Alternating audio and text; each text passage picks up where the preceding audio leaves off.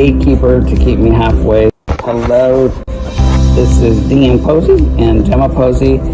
I am the ProverbsGuys President, and Gemma is the gatekeeper to keep me halfway sane. I'm in love with Jesus Christ, and since 1981, when God delivered me from the darkness into the light. And we're here to tell you that we love for you guys to listen to our shows on ProverbsGuys on Sundays. I do a designer talk showing the intelligent, designly creatures, plants, universe that is evidence, just evidence. It is evidence of a designer, or if it's evidence, I don't see how it can be of undesigned process, but because we see the material universe is better with the designer. We are helpers at a ministry in Gemma's hometown of the Philippines. Beautiful place, beautiful people, and a lot of poor people though that we help out. Thank you everybody for watching ProverbsGuys Ministry. Dan Pozzi and First Lady Gemma Pozzi.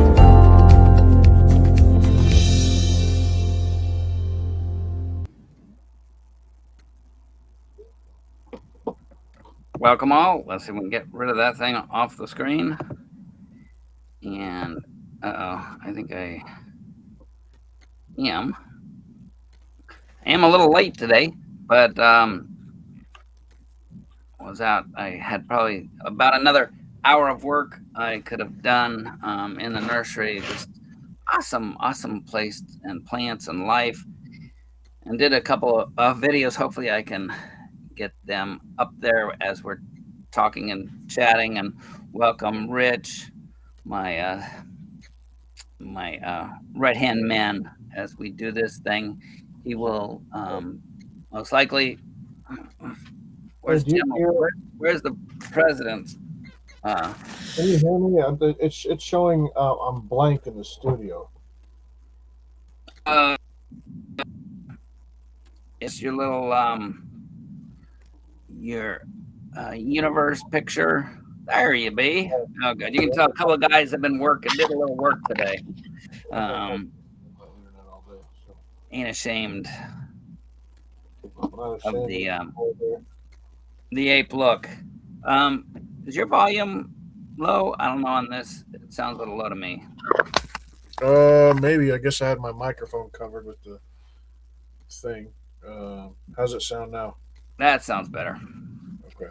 I was like on the Bobcat today, and then using a fiber plate to try to get the gravel area of the nursery kind of flattened again from all the potholes that have developed. And says, man, my ears are bugging me. It's like, oh yeah, I took the earplugs out. So so I was hoping it wasn't me and my ears, but you and your well, welcome everybody. All welcome Rich. You and me, we're having a chat together. That's awesome. Good. Fun. Hopefully you can. And what better to do so late at night? Oh, wait a minute, Richard, you're later than he is. President. Oh, you're not the president. I'm the president. If you vote for me, I'll let you hang out here.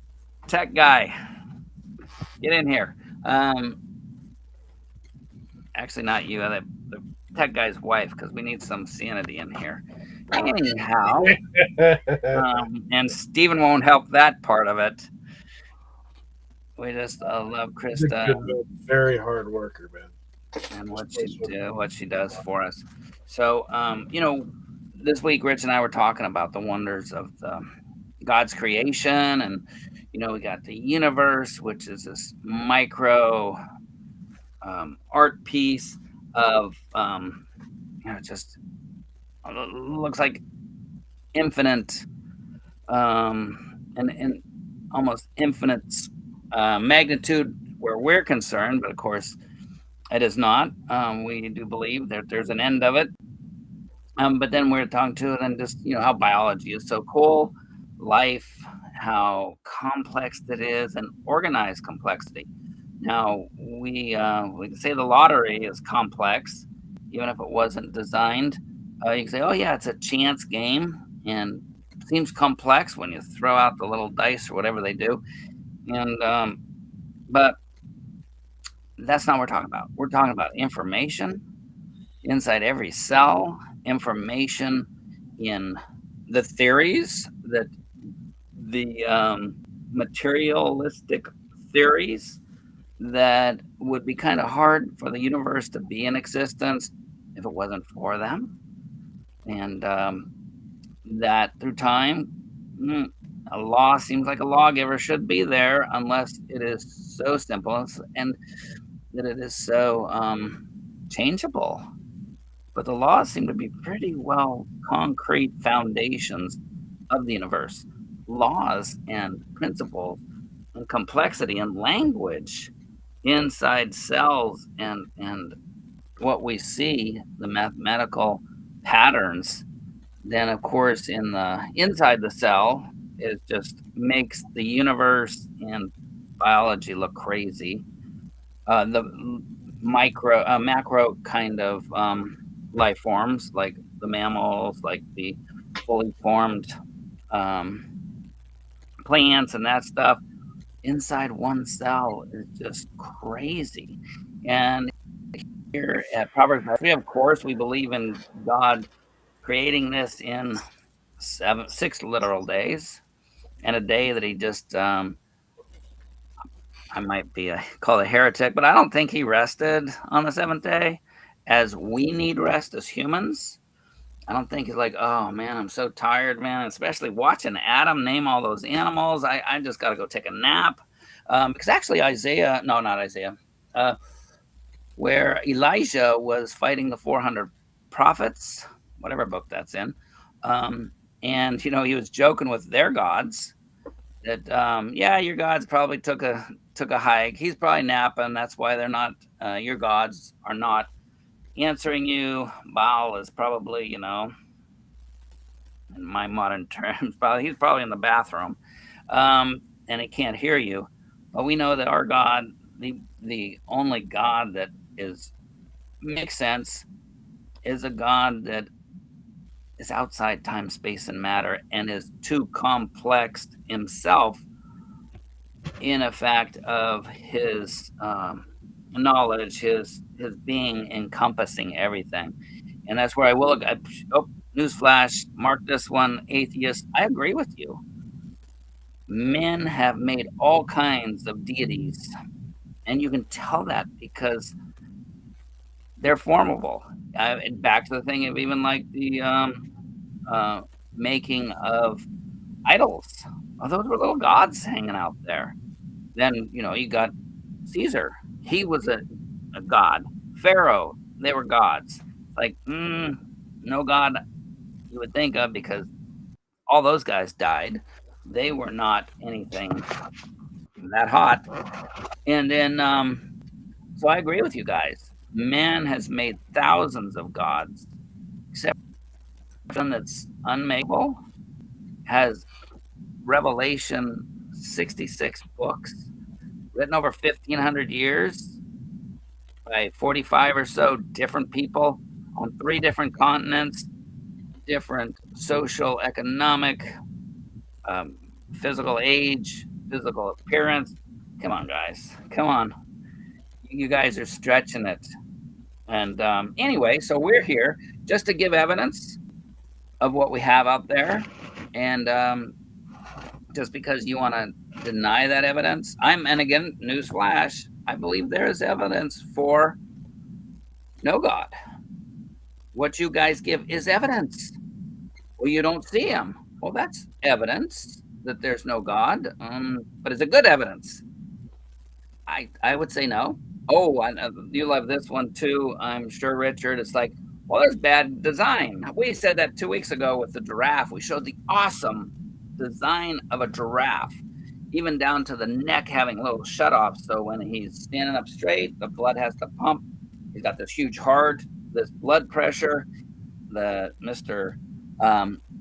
Whoever he is, giraffe, leans over for a drink. And if he didn't have these little valves in his neck to slow down the blood reduced pressure, his little brains would explode, or big brain, whatever he is, brain wise.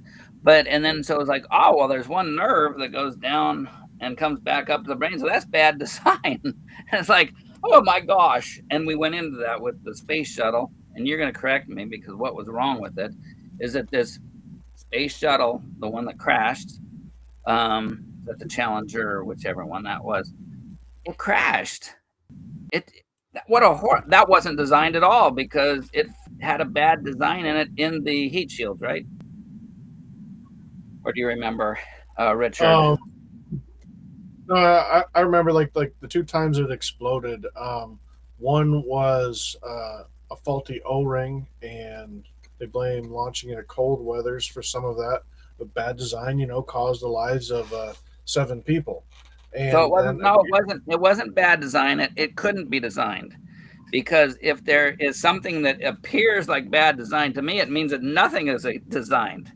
right, Even though we'll look and say, "Whoa, that was designed." They just didn't. Their vision of the outcome wasn't good design, but it was design. Now, of course, with God and with creation, we believe that His design was perfect to begin with, because when He was done, He said it was good. Well, on that giraffe topic, they bypassed everything that we were talking about the design, and just looked at the one thing that we didn't even bring up and say, "Oh, it's a very bad design." So that's the little bit of supporting evidence that we do have that it was a bad design. They didn't even mention that it evolved or anything. They just said it was a bad design. But all the evidence that we produced showed us that it couldn't have possibly evolved because it wouldn't have been able to stay alive until it had all those structures in place. And that's why we're here too. And serious note, because that's a joke.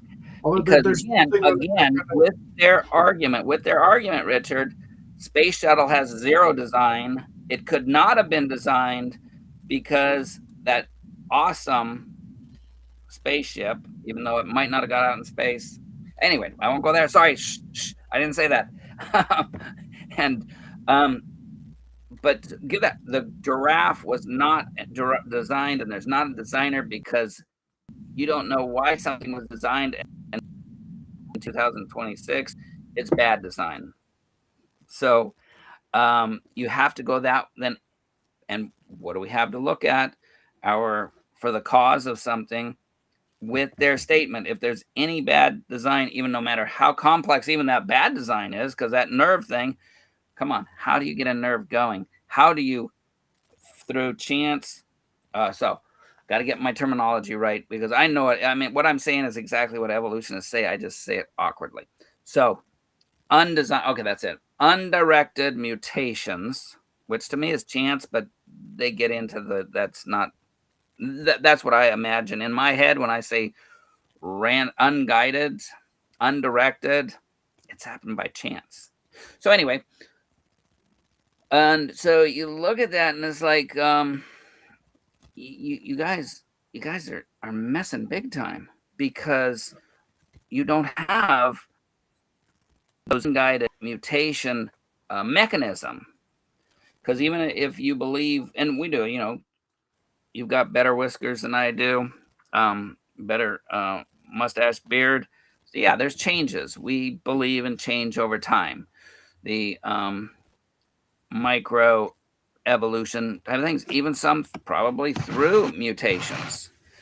But when you look at it, it's like, but because you can have a tiny change like that, it means our ancestors were pond scum.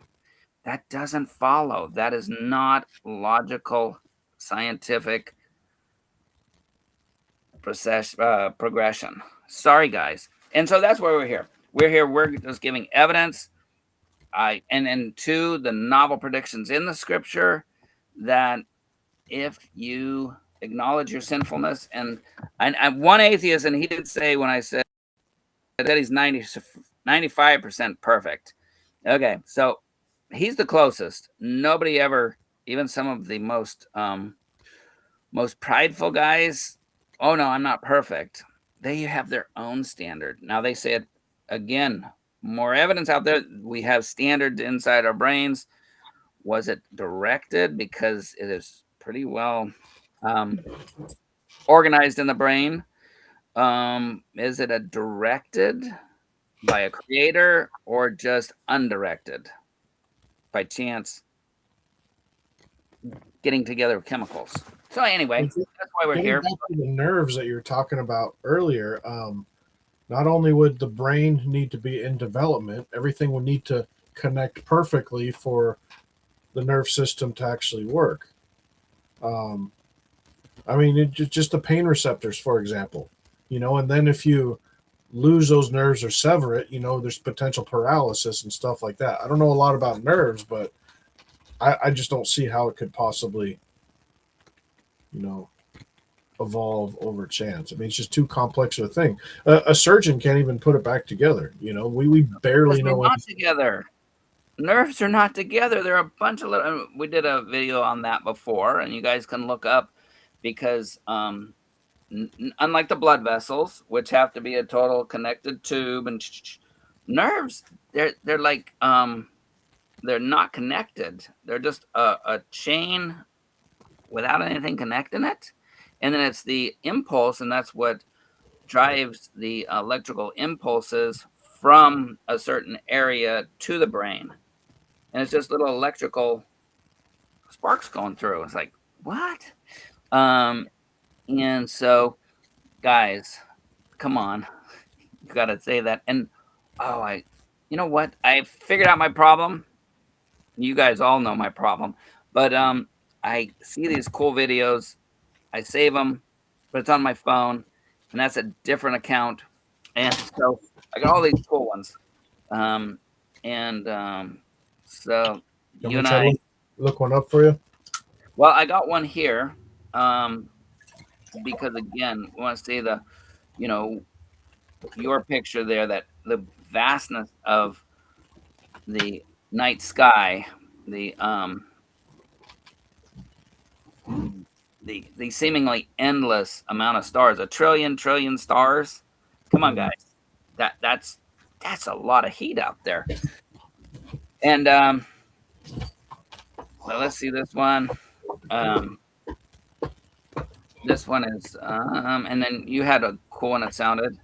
I'm going to start this one off, then we can go with that. It's just more evidence. And these are both, I believe, creationists. You have one from Ken Ham. I have this one from ICR, I think, Canada.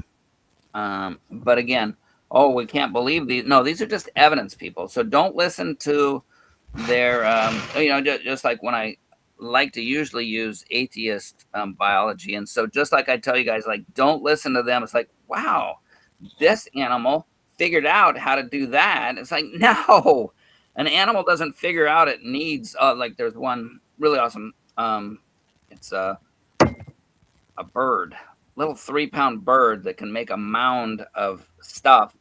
And they said, well, over generations, it learned how to incubate these eggs and keep the climate controls into like very, very specific margins so that the egg doesn't either overheat, underheat, dries out, and but in the a lot of the videos they'll say, well, and it learned how to do that. No, it didn't learn how to do nothing.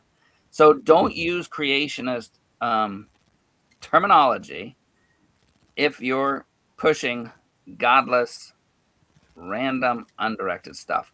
So anyway, so again, here, atheist, because I think ICR is a deep time group. Again, they're just giving evidence. Don't listen to their conclusions. And just like I don't listen to the atheist conclusion because it doesn't make sense to me. So here we go. So this one is cool. It will to me. If I can get it up here. Is that it? That's not it. Oh, this little button. This little button of mine. People think evolution is a science until.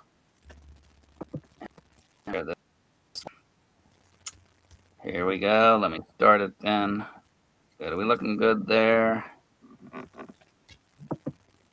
According to the scientific method, they can't demonstrate evolution. So how do they prove it? Well, of course not. Nothing quite like the smell of coffee brewing in the morning. And to be honest, I've long given up on the idea that it'll somehow give me a great boost of energy or keep my mind alert and razor sharp.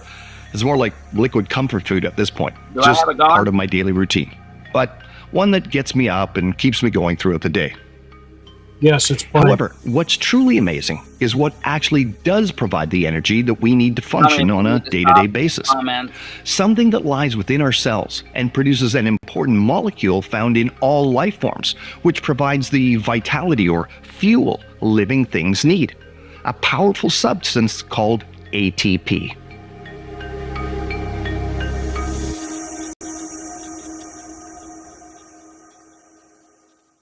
Now, firstly, before we take a look at what produces ATP, we should probably know what ATP is and just how important it is for life. ATP stands for adenosine triphosphate, which is... Okay, this is the power plant of the cell.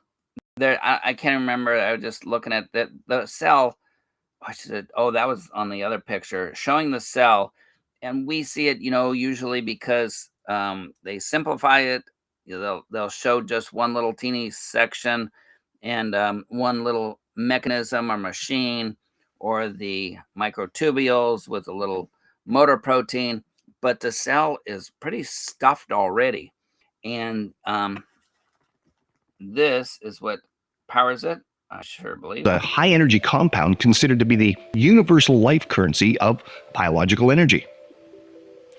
Now, because having large amounts of free energy inside your cells would create excessive heat and eventually destroy them, cells don't store substantial amounts of free energy. So, energy through ATP is an effective solution as it enables cells to store energy safely in small packets and release the energy as needed. As a simple analogy, think of an ATP molecule like the energy bar you wolf down when you need a quick pick-me-up. It's not a huge meal that would last you a long time, but more like a timely treat so that you can keep on trucking. So when your body needs to perform functions, for example, like your brain telling your body to catch your pencil from rolling off your desk or to swat that fly that's buzzing around your head, your body provides the needed energy to perform the task. Nerve impulse propagation, intra and extracellular signaling, muscle contraction, etc., through the use of ATP. But ATP isn't only used in what might be considered more mundane tasks, such as scratching your head or taking a walk. It's integral in providing energy for such things as the synthesis of your DNA, or helping maintain efficient functioning of your chromosomes. ATP also plays a critical role in maintaining your cell's very structure by facilitating.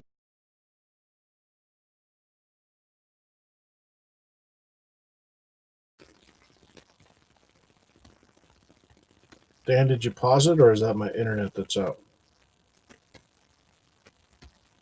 I paused it and then I didn't unmute me. So I was just saying, this is our first problem.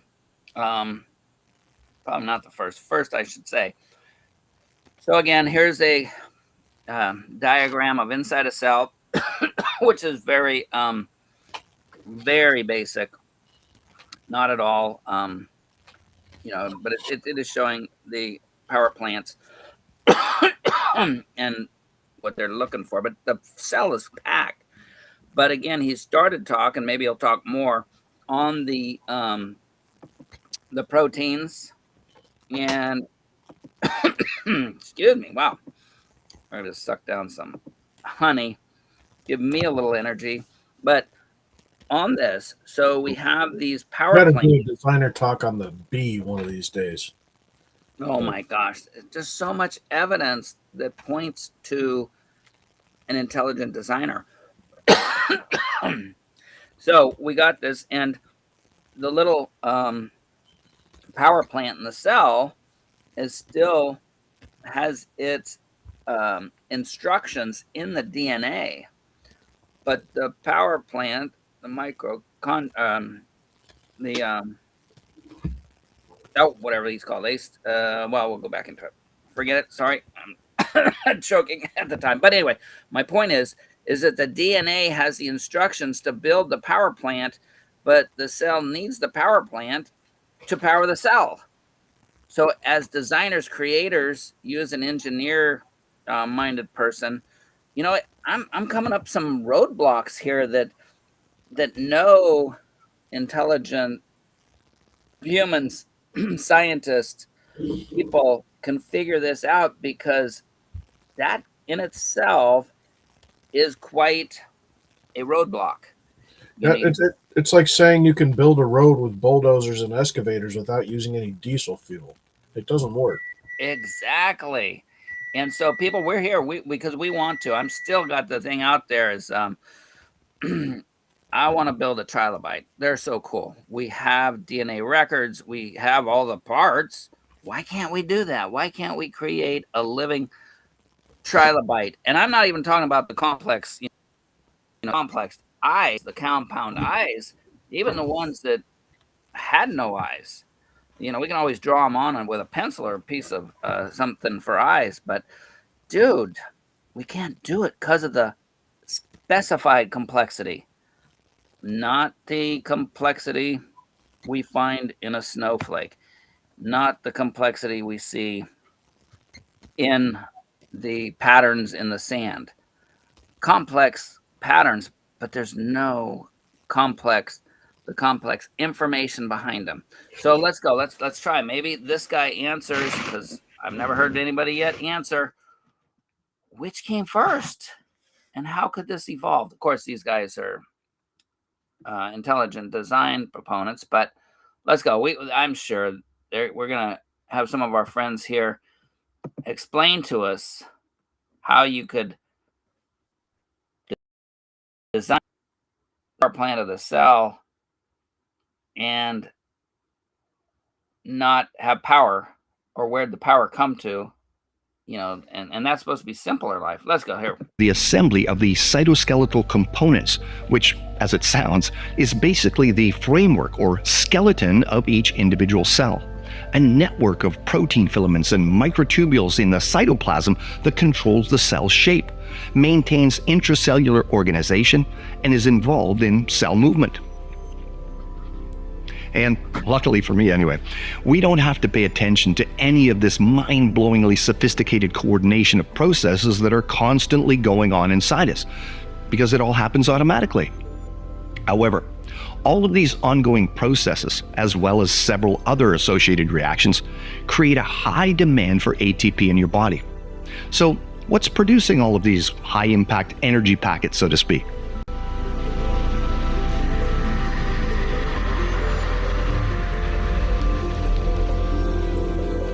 Well, if you were able to shrink down in size on the order of billionths of a meter and travel around inside the cells of someone's body, one of the things you would see would be trillions of tiny engines spinning around, spitting out ATP molecules with astounding speed and proficiency. As fantastic as it sounds, it turns out ATP production in most living things is because of a little rotary motor in the membrane of the cell's powerhouse, called the mitochondria. And they're one of the most efficient engines ever discovered. Indeed, no less than Lubert Stryer, the emeritus professor of cell biology at Stanford University School of Medicine, with over 4 decades of study in biochemistry, said the ATP synthase motor appeared to operate near 100% efficiency. Here's a quick rundown as to how we explain this motor and its function in a clinical fashion. ATP synthase is a 20 nanometer in height molecular motor.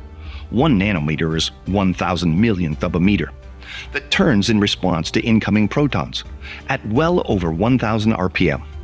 Rotation of the motor converts adenosine diphosphate. Okay, yeah, that was me. I stopped it. Rich, did you hear that? Yeah. I mean, the cell, I know nanometer structure is, you're fitting thousands of them on the width of a hair. I mean, we're talking small things, and you're saying that happened without a designer? again, guys, this is just evidence. And knock your socks off. You can believe this happened without direction. But in the day, if you thought that with the space shuttle was something else, that again is child's play. That's sandbox stuff, building a sandcastle compared to inside the cell. And again, here we have these little motors producing energy that has the information, the code, the design inside the DNA. Come on, guys. Oh, well, Darwin will figure it out. Darwin of the gaps. Oh, we don't know how the DNA contains the information, but the information, even to build little proteins to actually read the information. Guys, do you see your problem? Do you see why the best evidence, the best cause for this evidence we see is a designer? You're saying that there's a book on a shelf that has the blueprints for the machine, and let's say it in computer term, I mean, in a robot term. So there's a robot that'll go fetch a book, be able to open, then another little robot will be able to open it up, start reading it, and a couple others will help transcribe that. Then other machines, but they have to be, you have to make them because of the information in the book. Guys, let's put on our thinking caps. You are at a bypass. It's not, oh, well, you think it's God of gaps. No, it's not God of the gaps. It's God of the information. We have that information for you to think that you can have a book with the design of the systems that can interpret that plan, book, and then other ones that will create what the book says. Come on, guys. Richard, I see we have a problem. NASA, you got a big problem. Well, it's funny. I'm trying to look up efficiency because that thing talked about a near 100% efficient biological motor, and I'm trying to figure out the best way to explain efficiency of a rocket engine. For example, I mean, if we could come up with a rocket engine that would give us near 100% efficiency, I mean, space flight would change, forever. Right now we are pretty close. We're about probably 80 to 90% estimation, but I mean, I did read somewhere that the most thermal efficient internal combustion engine is at about 48 or 49% efficient. That's far off from near 100% efficiency. And this is just biological stuff that they say evolved from chance, and just over a matter of rolling the dice, we have one of the most complex engineering marvels ever made, and everybody has trillions upon trillions of them inside their body. It just doesn't make any sense, brother. I mean, obviously some far superior and intelligent mind had to put it into practice and put it into place. There's no way. For example, our most efficient engine we have is the RL10 engine. I believe that SLS is using it on their upper stage. United Launch Alliance is using it. Basically, how you measure efficiency of a rocket engine, say you take 1 pound of fuel and then you make it produce 1 pound of thrust and you burn it and see how many seconds it takes to go through that entire amount of fuel. So the most efficient we have right now is about 480 seconds, 465 seconds. They're saying in order for it to be 100% efficient, it would need to reach about 540 seconds.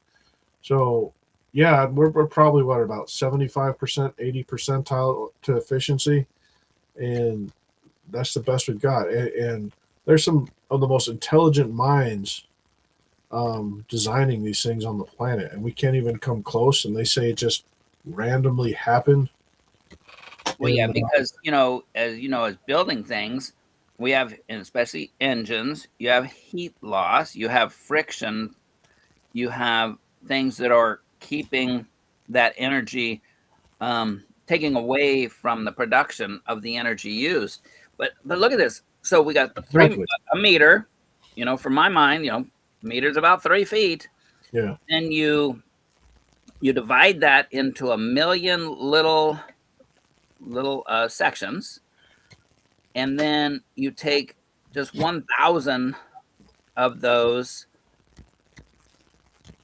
of a 3 feet, 3 foot, and it's like, guys, and there's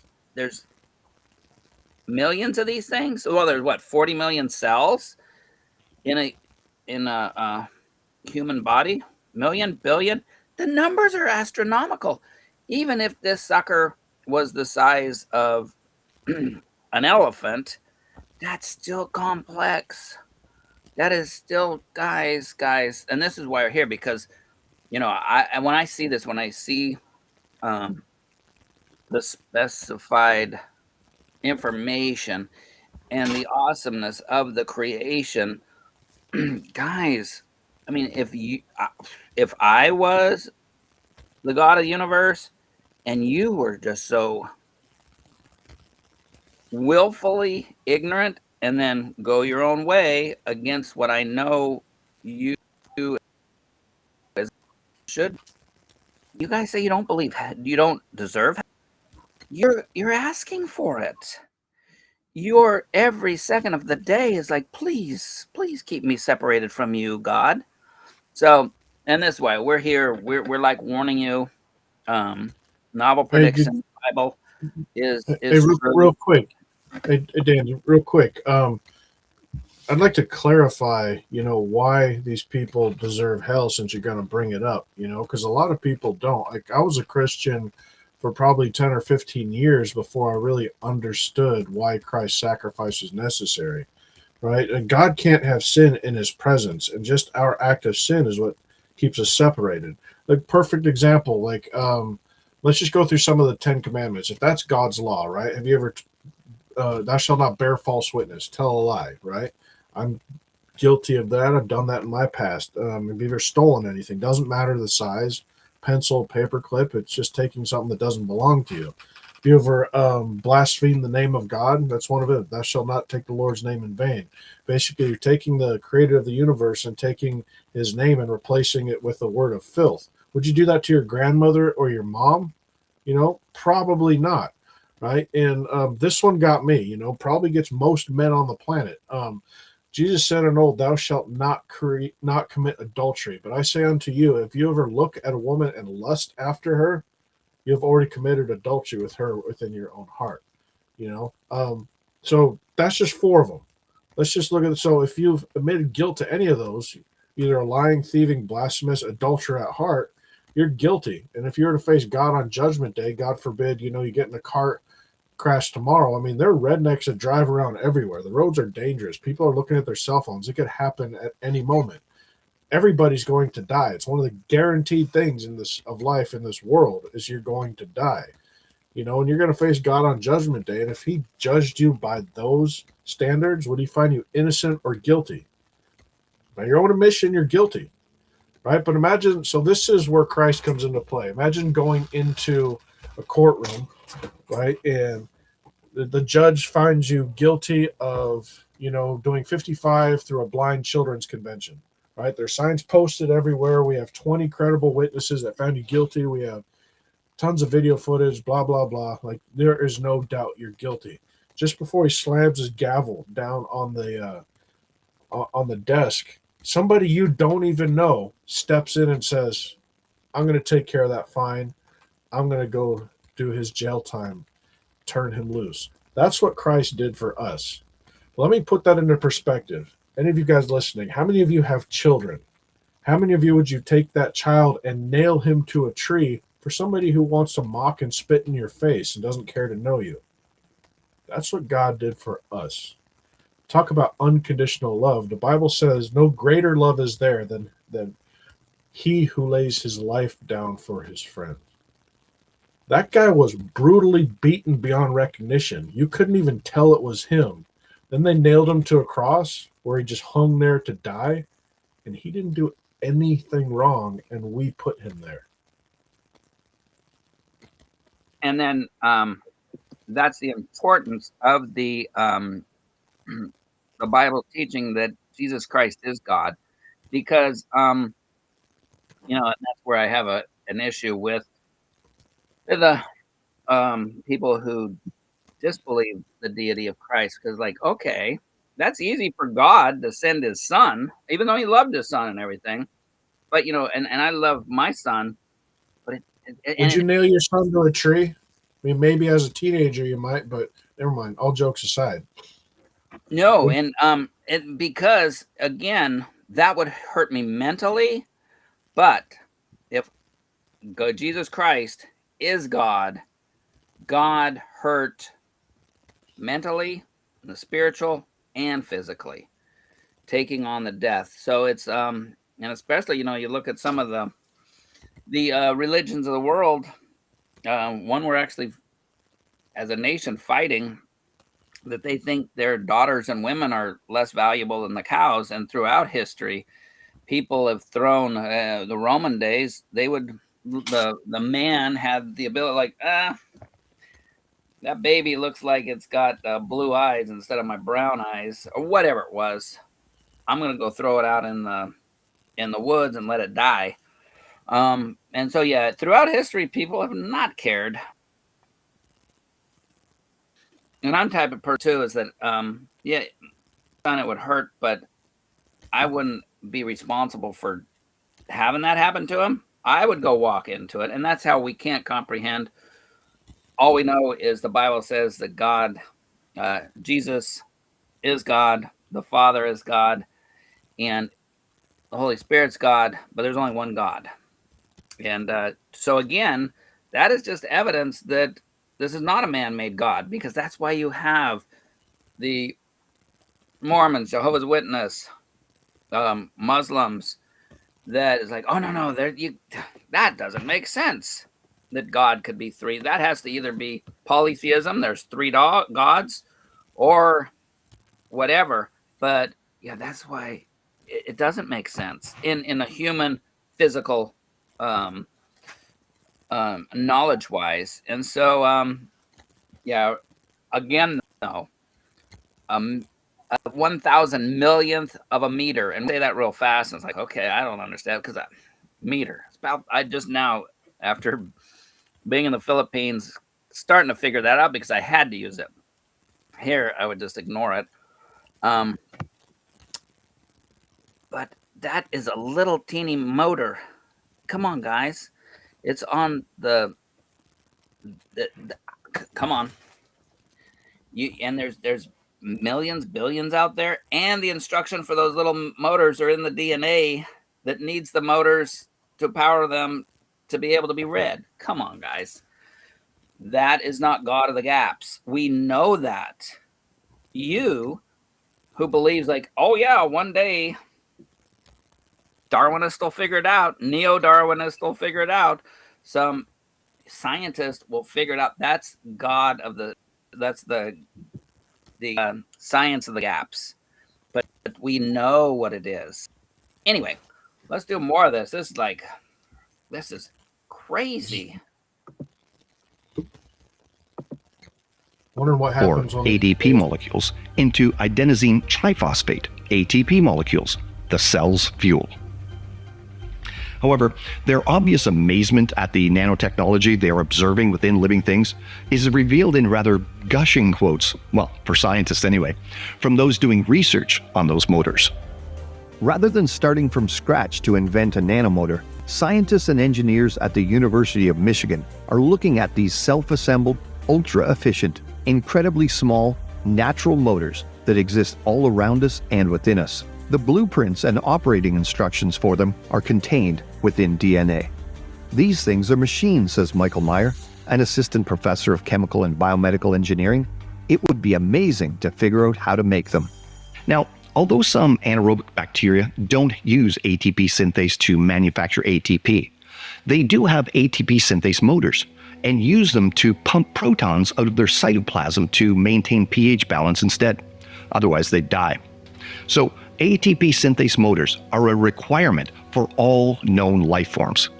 As the Biology Dictionary says, ATP synthase is found in all life forms and powers all cellular activities. Across all forms of life, ATP synthase has basically the same structure and function. Therefore, it is thought to have evolved early on in the evolution of life and would have been found in the last common ancestor of all life on Earth.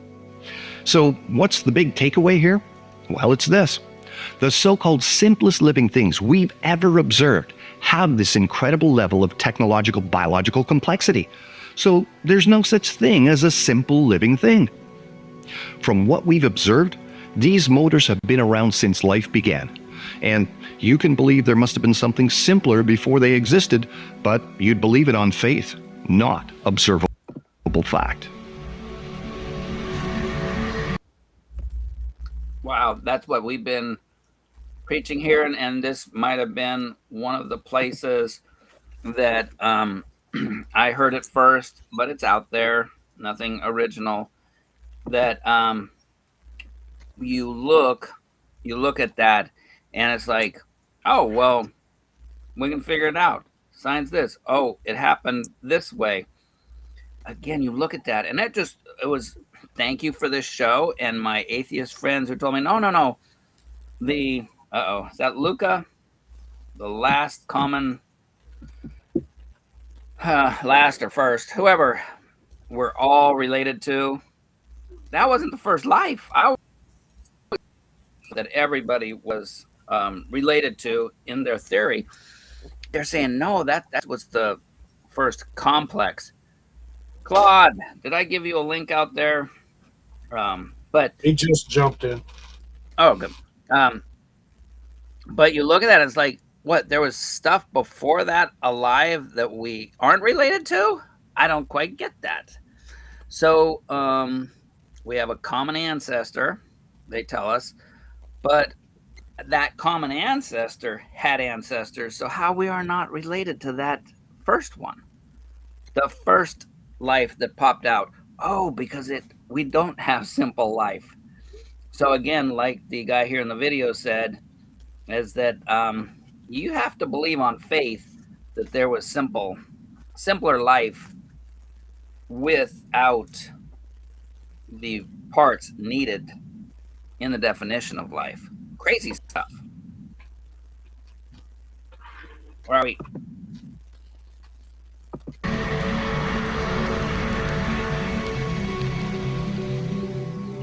Now, in a world where naturalistic explanations for everything are taught and promoted through our education system and media, i.e. the story of evolution as the supposed explanation for everything, many today will look at discoveries like this and say something equivalent to, wow, that's really cool, but won't really realize the full implication of what such evidence actually reveals.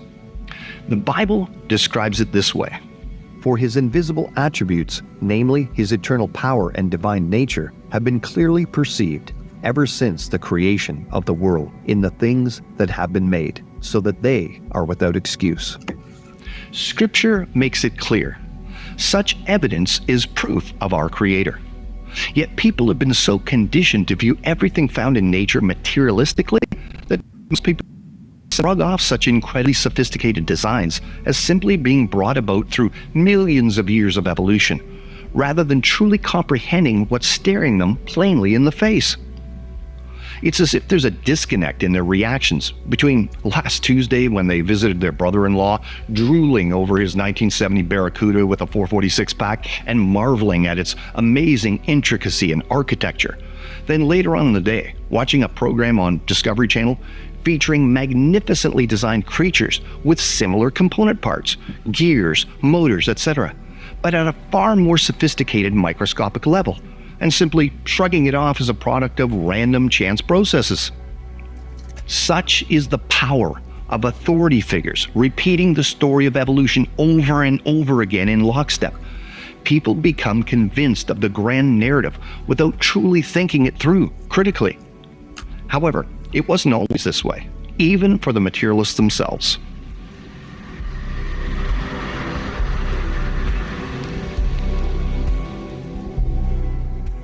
For example, back in 1949, our ability to see what was going on inside cells was severely limited in comparison to what our technology reveals today. And a famous British evolutionist and communist, J.B.S. Haldane, was bold enough to provide a falsifying criterion for the story of evolution. Because he rightly understood that naturalistic processes, by definition having no mind behind them, have no predictive or learning ability, he claimed that evolution could never produce various mechanisms such as the wheel and magnet, which would be useless till fairly perfect. Today we know that living things not only make use of exactly what he said evolutionary processes could never produce, but they have far more complex mechanisms than Haldane would ever attract. For example, many bacteria are powered by the equivalent of a real electrical outboard motor, comprised of a stator and a rotor and a drive shaft and bushings that guide the drive shaft out through the cell wall. Their drive shaft connects to a long whip-like filament that spins and enables the bacteria to swim around. And one such bacterial motor has been described this way. The flagellum is one of nature's smallest and most powerful motors. Ones like those produced by B. subtilis can rotate more than 200 times per second. Okay, now come on, guys. Oh, where are we? Help me. We don't want to see our faces any. Oh, no wonder I keep hitting the same one and getting the same results. That's kind of like evolutionary scientists. Okay, so, and you saw that pretty picture. Actually, I wanted to go back to that, that's the poster child of intelligent design. And, but come on. Those are all distinctly needed to run the little mechanism who atheist scientists actually call machines. They describe them as machines and motors is because that's what they look like. That's how they function. But as soon as you go, wow, that is a more complex machine than anything that man has made. And they go, oh, well, that's because it's nature. So with guys, do you know what it is that they still have the minds. And this might be a biblical thing. I don't agree with it, but this is evidence that there are people who their brains are really, they're really messed up. Because to think and we can't do that because some of the, I'm saying like, oh, something that was primitively made, it's like, wow, maybe like the pyramids. Oh my gosh, no, that took some pretty good engineering. How about somebody who just wandered into a cave? It was already existing. That's my house. I'm going to put the plaque above the door. I'm going to put some drawings on the wall, and that's home. Okay, so they're still in caveman mode, thinking that this motor their house came by chance. They wandered around and wow, there was a big cave. They wandered in. It's like, wow, it's just a chance that cave happened to be there.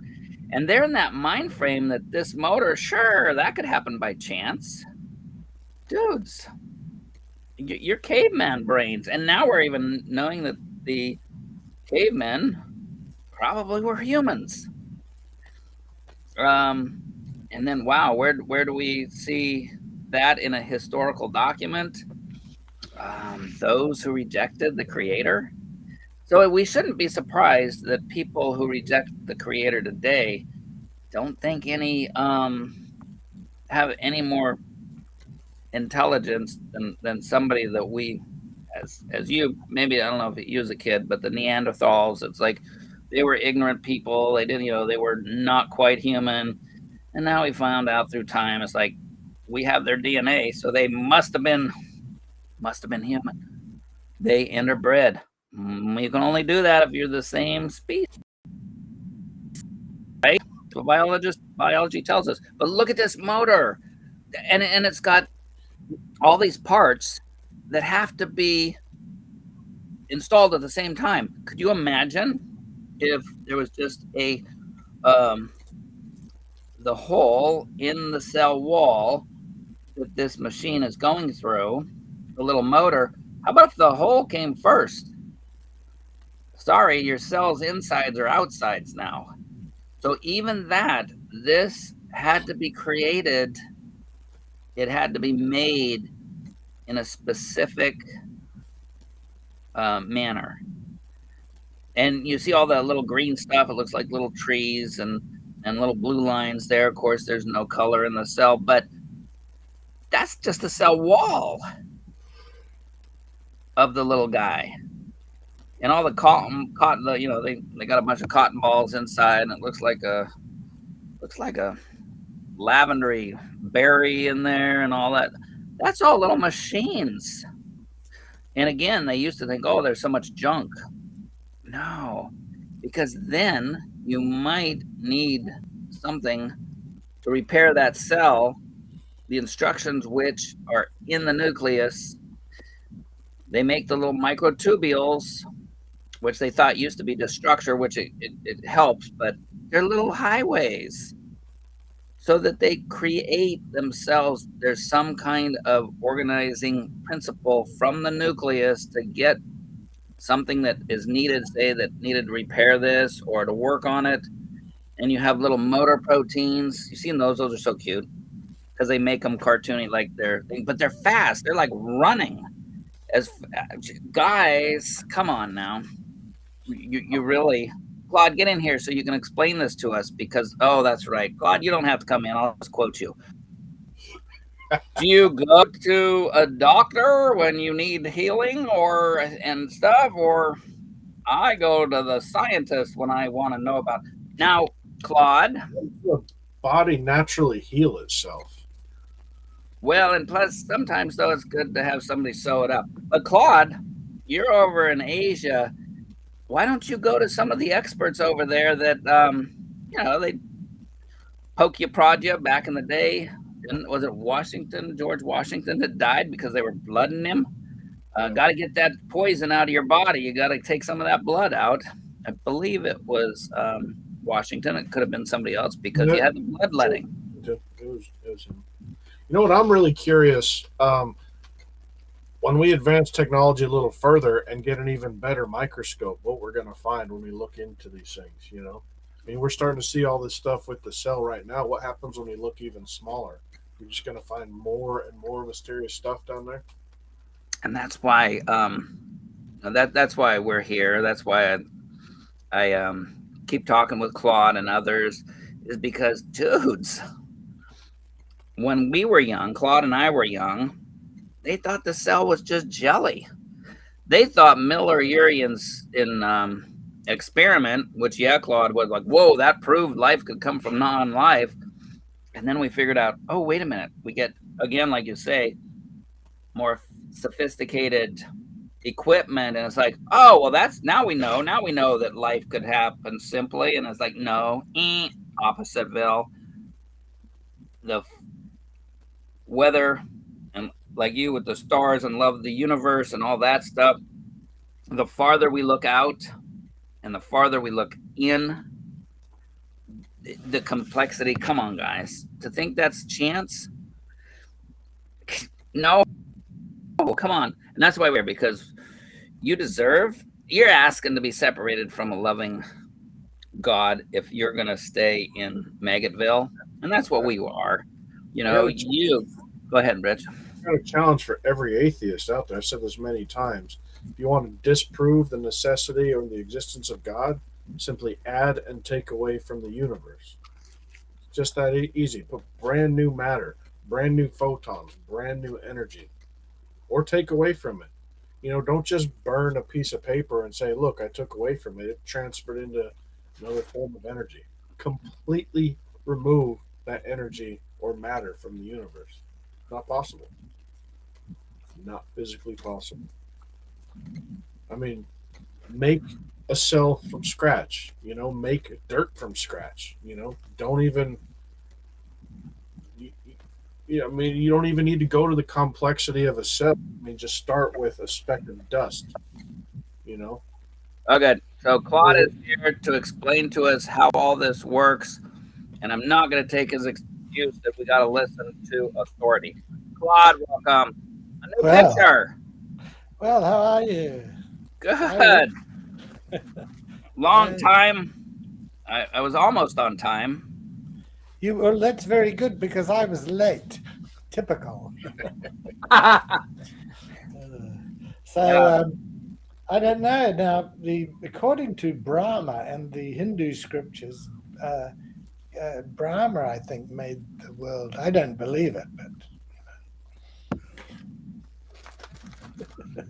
Well, very good. And so, but then you'd have to again do a Oh, there's Johnny. Here is our Hindu friend. So, Dave, come in here. Make sure you defend the Brahmas or the Lamas or whoever Claude's talking about. I don't believe it, but I mean, you may as well. Yeah, so how's everything going? It is, for me, going really well. I tripped the other day and didn't smash my head into my truck, so that was a positive for me. God saved you. I would say that, but he tripped you first, random chance. Random chance saved me. One of the two. Yeah. I looked at Stephen's show this morning when he was talking about those phrases that sounded as though they were from the Bible, but they're not. It was quite interesting. Yeah. Diamond Dave, I'm ashamed of you. Oh, I should do it. He's probably not listening because he's on another panel. How dare him? How dare him shrug us off for another panel? Probably because I was late. Anyway, the Mormons.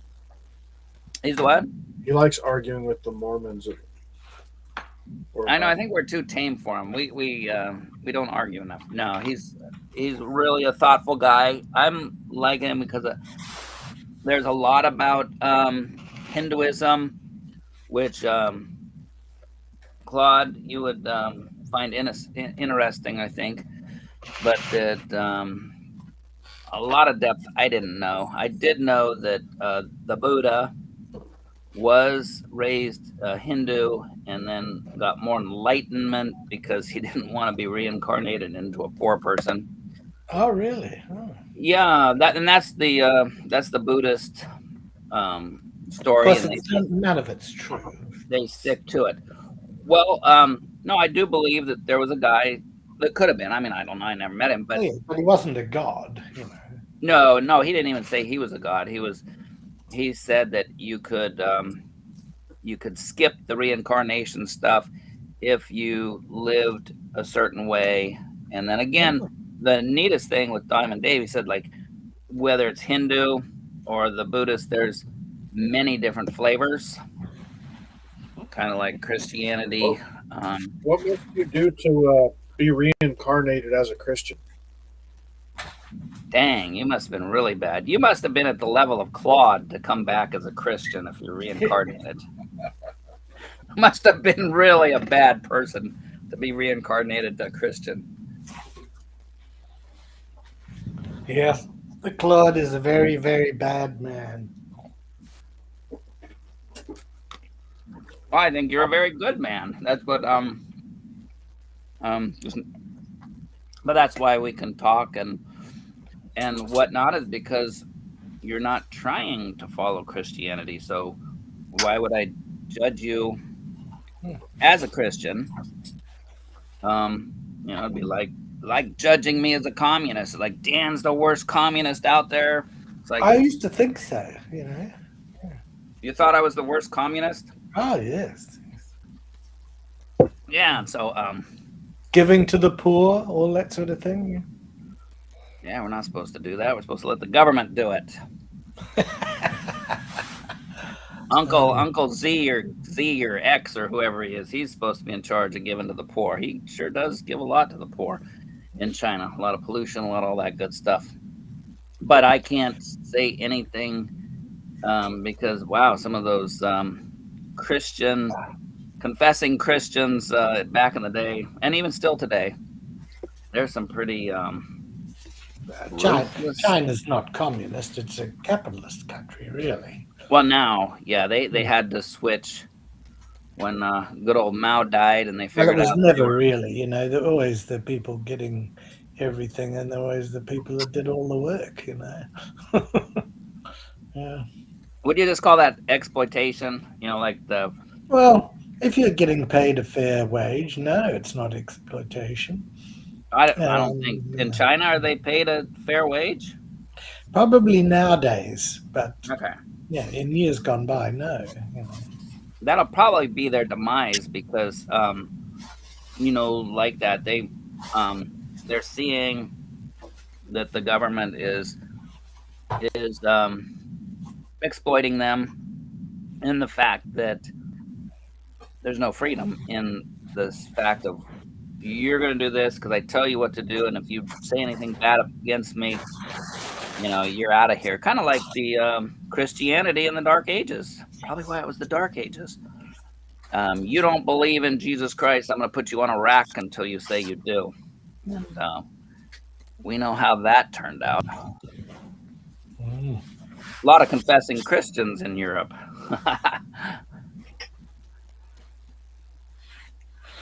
And have you been showing those atheist discoveries there with that flagellum and stuff?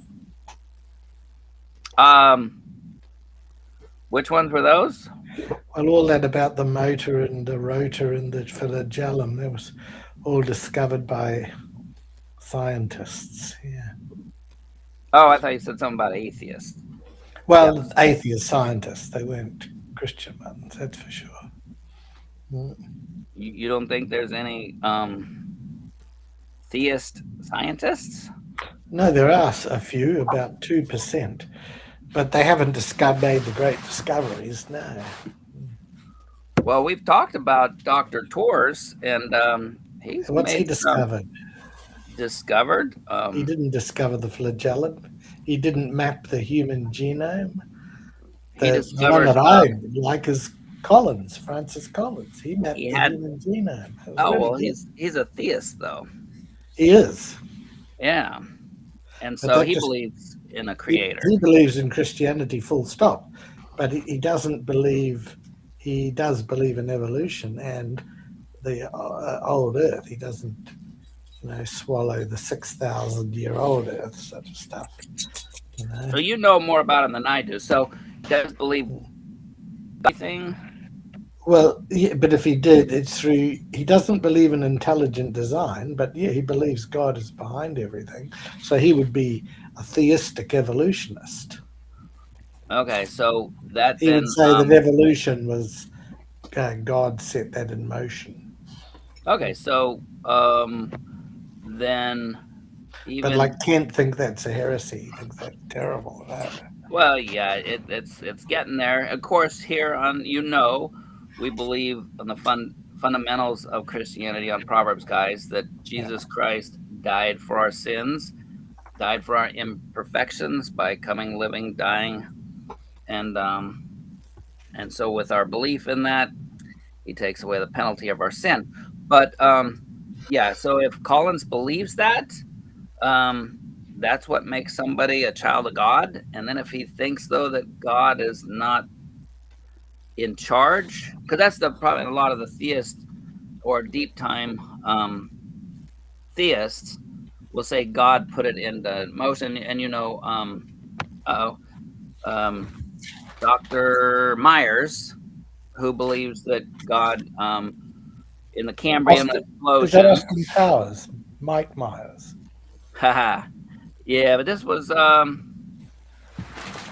Dr. Myers from the Creation Research, I believe that's the one he's at, that God kind of put into motion with the Cambrian layer explosion, because we had all 12 of the body forms, which there's only a few other, that, in a short time space, only a few 100 million years, which with the amount of diversity, the amount of changes, you'd have to have like a mutation a minute to change from jellyfish to something like that to the other creatures Yeah. in It must biology. be very interesting that in 6,000 years we managed to get all the different races. Asian, black, white, yellow. Well, according to the Bible, that happened overnight, actually. Right. Yep. My goodness, yeah. Tower of Babel. Oh, Dan, had you caught up with Stephen as he talked to you about Kent lately? Apparently he's ditched him, yeah. So Who's ditched who?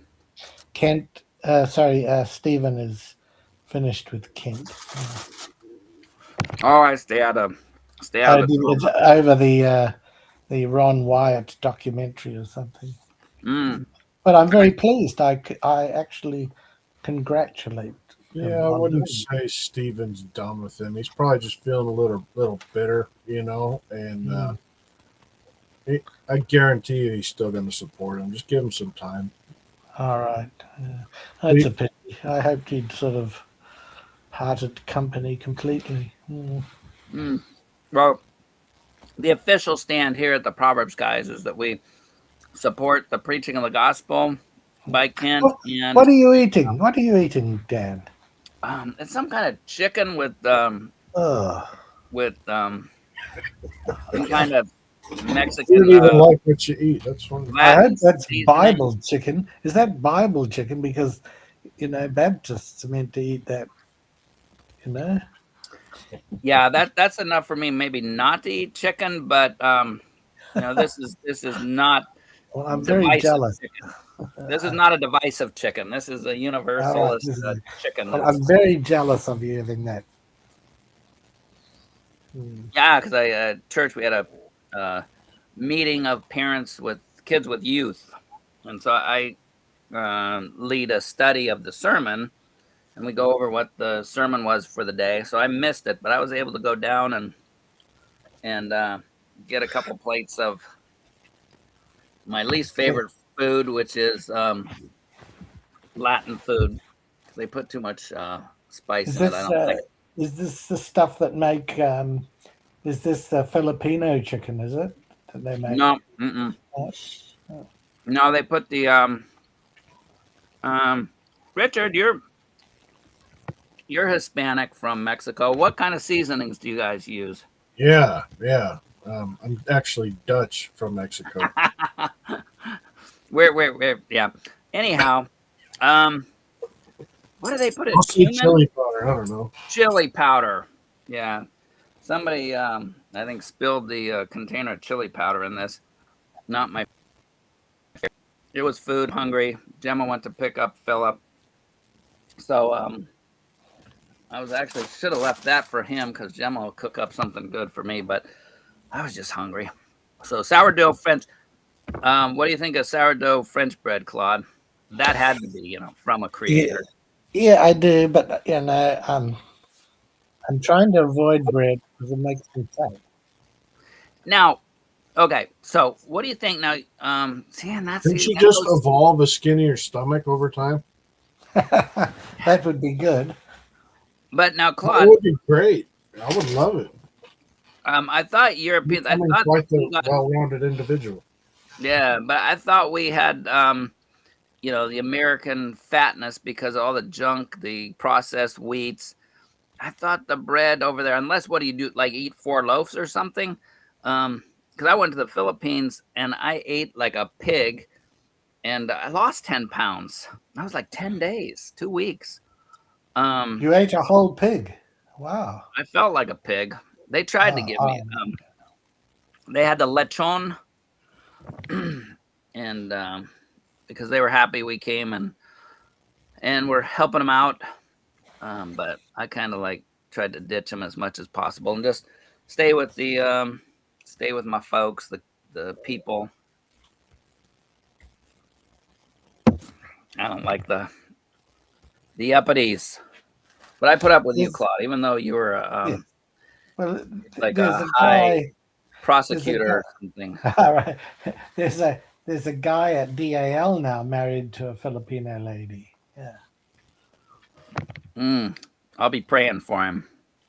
Yeah. Like, I think hopefully she bosses him around, but That's one test. That's one test. I mean, you look at even my profile picture, all those sweet Philippine female faces, each one of them just sweetly smiling like, who can I control next?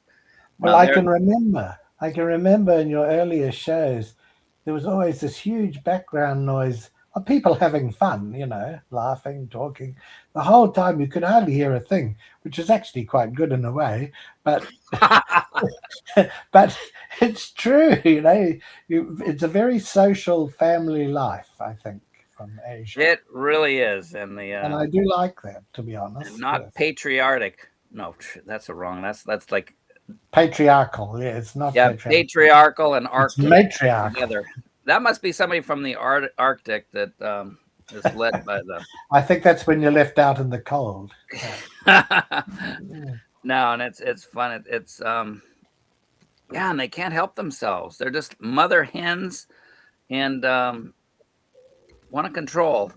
So it was funny because when I first started talking and communicating with Gemma at one point, she goes, in my culture, the woman takes care of the money. And it's like, okay, will you marry me tomorrow? Anybody knows? And you could probably, Dan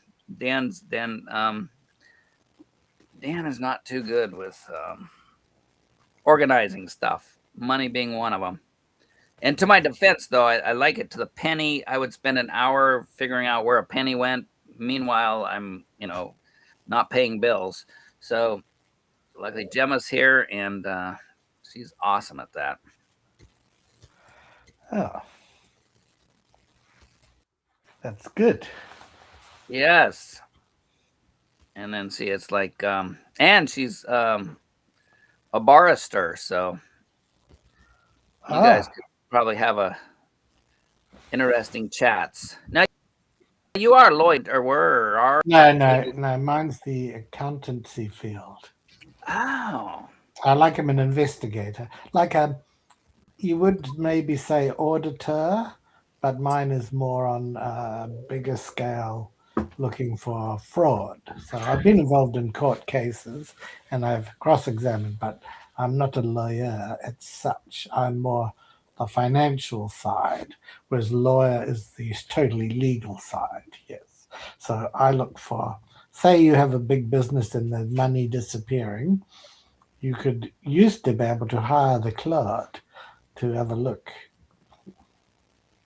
Oh, cool. That's what my daughter is in an accounting firm, and she's been dating a guy that's an auditor, and very interesting. No wonder you okay, I should give you a break then with your pit bull grasp at DAL, because you like things, then you can visualize things that are not in order. I think I can, but I would assume. I don't know all the rules in the United States, so that's my problem. I don't exactly know because their rules are different in different countries, you see. Oh, no, because again, different cultures, different people, and but it's fascinating, and because you're looking for the unlike the accountant who's trying to just figure the different columns, make sure they're right. You actually have to look underneath the columns to make sure that somebody's not blatantly making mistakes or worse. Right. Yeah. Yes.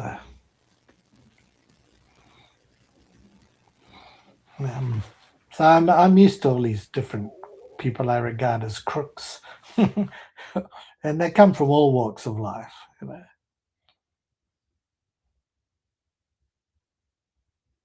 Oh, hello. Yeah. There, we will get back. So Gemma and Philip are home, and Gemma's gonna cook some. What do you call it? What do you call it, Gemma?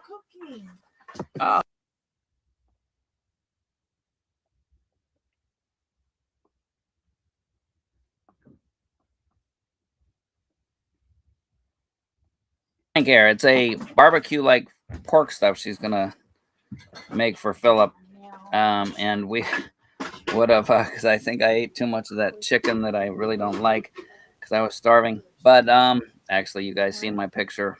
I'm not close to starving. Anyhow, so Claude, what do you think of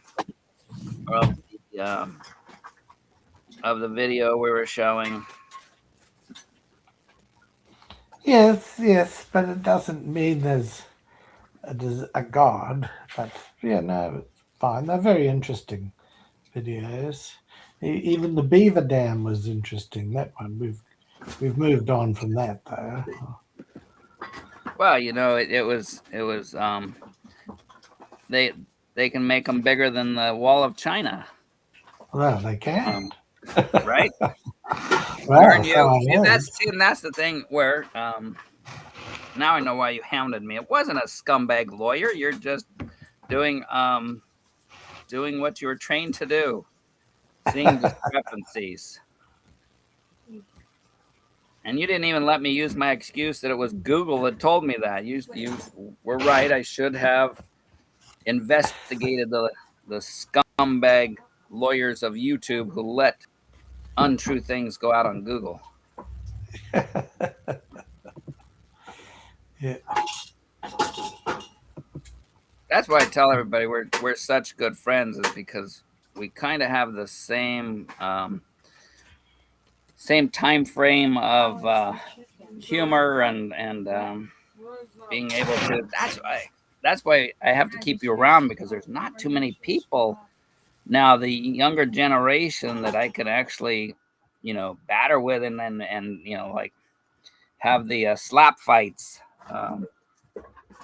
word wise, in word terms, and which I find you probably one of my best friends as an atheist. Big Bad Mama, he gets offended too easy. And even though he's old as dirt, I don't know why, and he comes from America. But he's a little sensitive. You and I are thick-skinned. I don't know. Yes, we are. I'm a bit thick too, actually. Well, I'm a lot thick. I thought you were skinny. Look at that picture of you. You're really skinny. No, I'm not skinny. And that's the Jesus wine in your hand, so that means it's not alcoholic, right? Absolutely. I Bible wine. Nobody ever got drunk in the Bible. Well, actually, and Jesus, that's a hard one. and I don't know what kind of grape juice, because I've drunken a lot of. I love grape juice, more than wine actually, because wine kind of tastes rotten, but I've never had my tongue go numb. I don't know how much grape juice I would have to drink to then think that, oh, wow, this is the good grape juice. And because I really can't taste anymore the difference between good and bad grape juice. I've never had a numbing of my tongue over straight grape juice. But again, here at Proverbs Guys, we can agree to disagree on even simple things like wine. I personally believe wine is good. It's how you use it. Yeah, you're right. I mean, this is nonsense that wine in the Bible was not alcoholic. It's just something that Kent and his people have made up. It's just rubbish. And the reason why they had alcohol is that the water was too filthy to drink. You had to be very careful. So they drank wine. And funnily enough, in the Bible, when people had too much wine, they got drunk. So it must have been wine, not grape juice. I just don't know why he has to go on about that. Annoys me. Yeah, and see, oh man, I got to shut down the show. Claude and I are agreeing because no. Can't have that. That's bad radio. And but no, and that's the thing is the people who try to, and maybe they had bad experience. I know my mom and there's no problem. If Ken wants to say I don't drink, I don't approve of it, I don't drink, that's fine.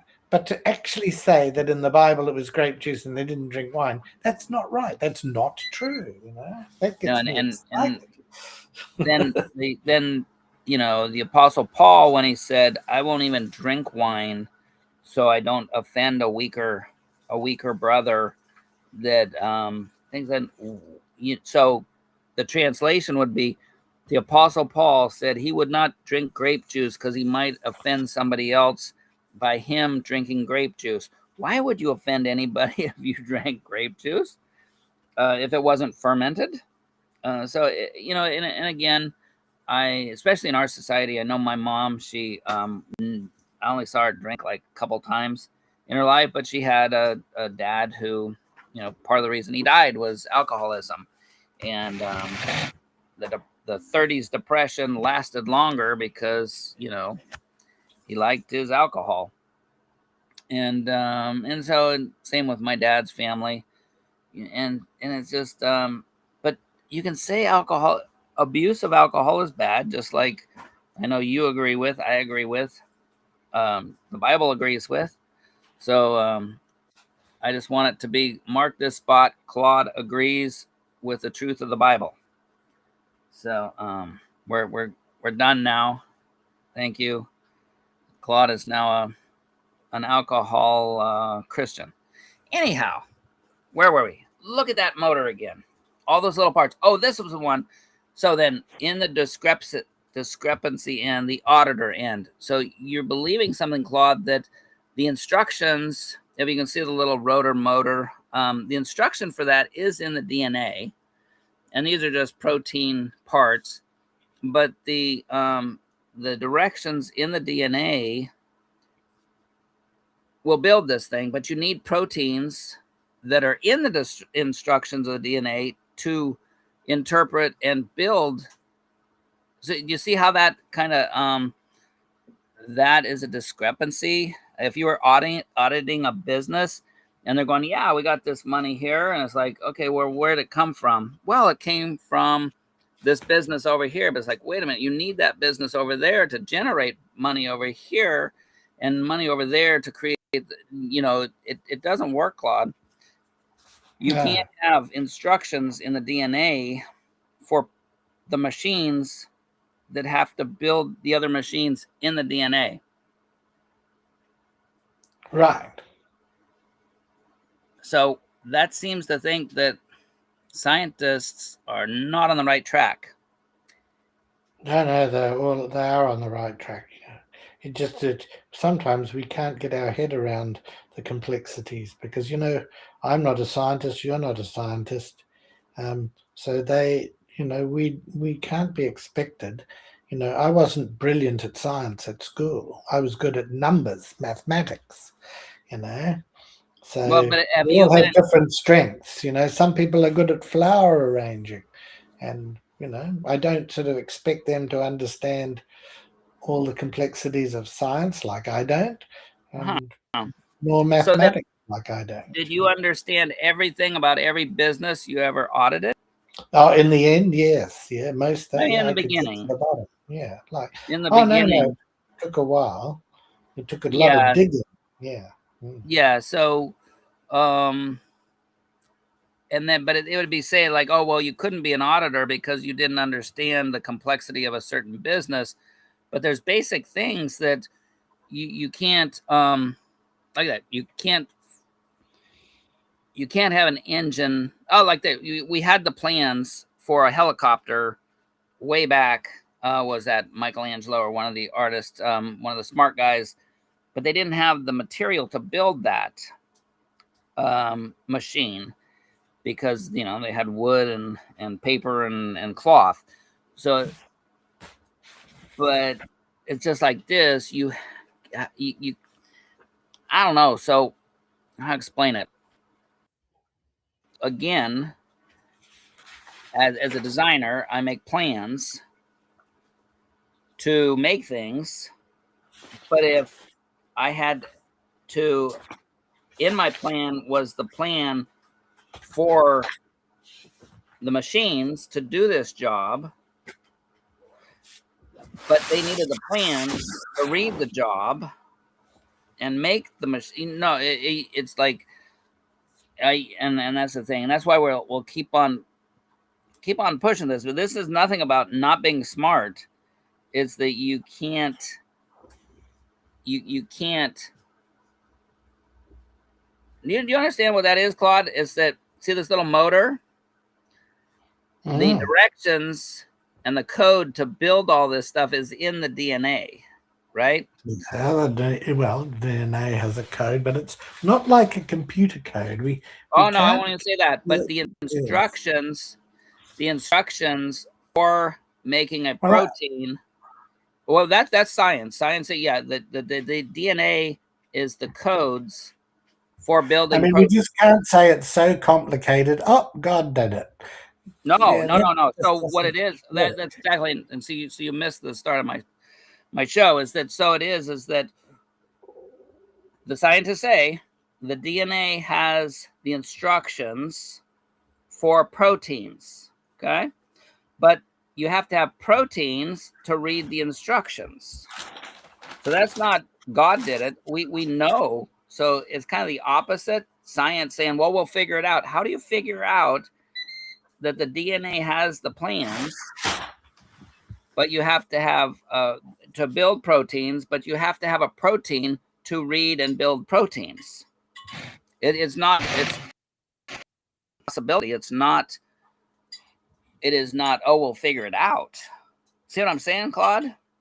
Maybe that's what you haven't understood before, is that you can't have proteins unless you have the plans of the DNA.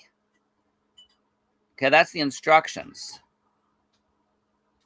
But the instructions to build those proteins are read and by the protein.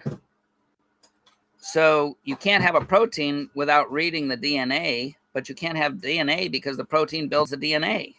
See the kind of, it's not a God of the gap. There's no gap You're there. saying which came first, the chicken or the egg? And even more, but they have to both be there. Neither. The frying pan came first. But God gets an exception because he always was or something, you know. So that's the problem. Well, no, and so that's the thing, is that something outside of the material world could do that. I can make things, and at one time, here's a little machine, and then it has the instructions for it, then repeating. What it is that the cell is a repeatable, a recreatable, self-sufficient machine, an organism. And so the only thing that could make something that has its own plans inside for recreating and reproducing itself, but you need those plans to create the little machines that are going to read the plans. That has to be created at one time, is the only rational cause for that. See what I'm saying? Well, I sort of can, but yeah, I don't necessarily agree because, yeah, I think nature is a very interesting thing. Oh, it is very, but we have laws of nature. And so, again, you can't have a dividing cell unless the DNA is read to do that, and it needs proteins. So you need DNA to carry on cell life, divide the cell, with the little proteins that have to be made by the instructions in the DNA. But it takes, yeah. So it's not that complicating, but it's impossible. You can't, it'd be like us making a computer that is going to remake other computers. So a robot that can actually reproduce itself, and we'll get there in, I believe, because there's with the AI and all that stuff. But you have to front load it. You have to front load. Something has to go in there to instruct the robot how to then recreate its own little parts. You have to build the first one.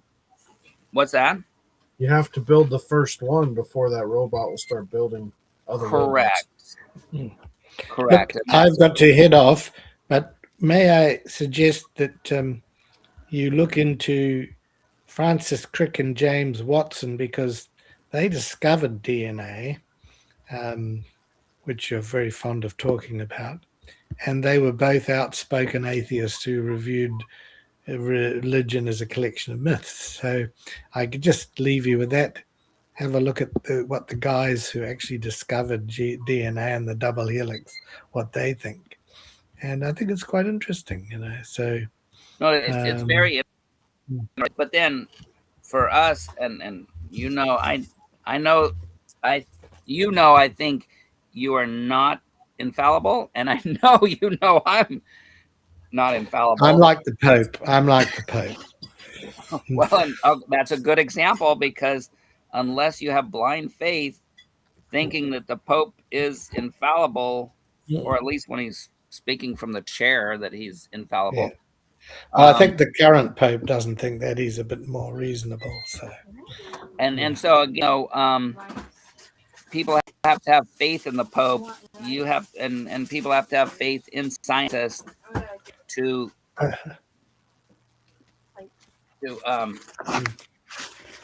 that. Okay. In my humble opinion. Have a good time. Thank you, Rich. Thank you, Dan. And, are you going out to lunch? Well, yes. Where I am at the moment, it is approaching lunchtime. So, all right. What's on the menu? I told you. Well, probably chicken. Chicken. No snakes or bugs or stuff like that there. No, where I am at the moment, no. They do have some unusual food. I'm in Japan now, so. Oh. Yeah. Yeah.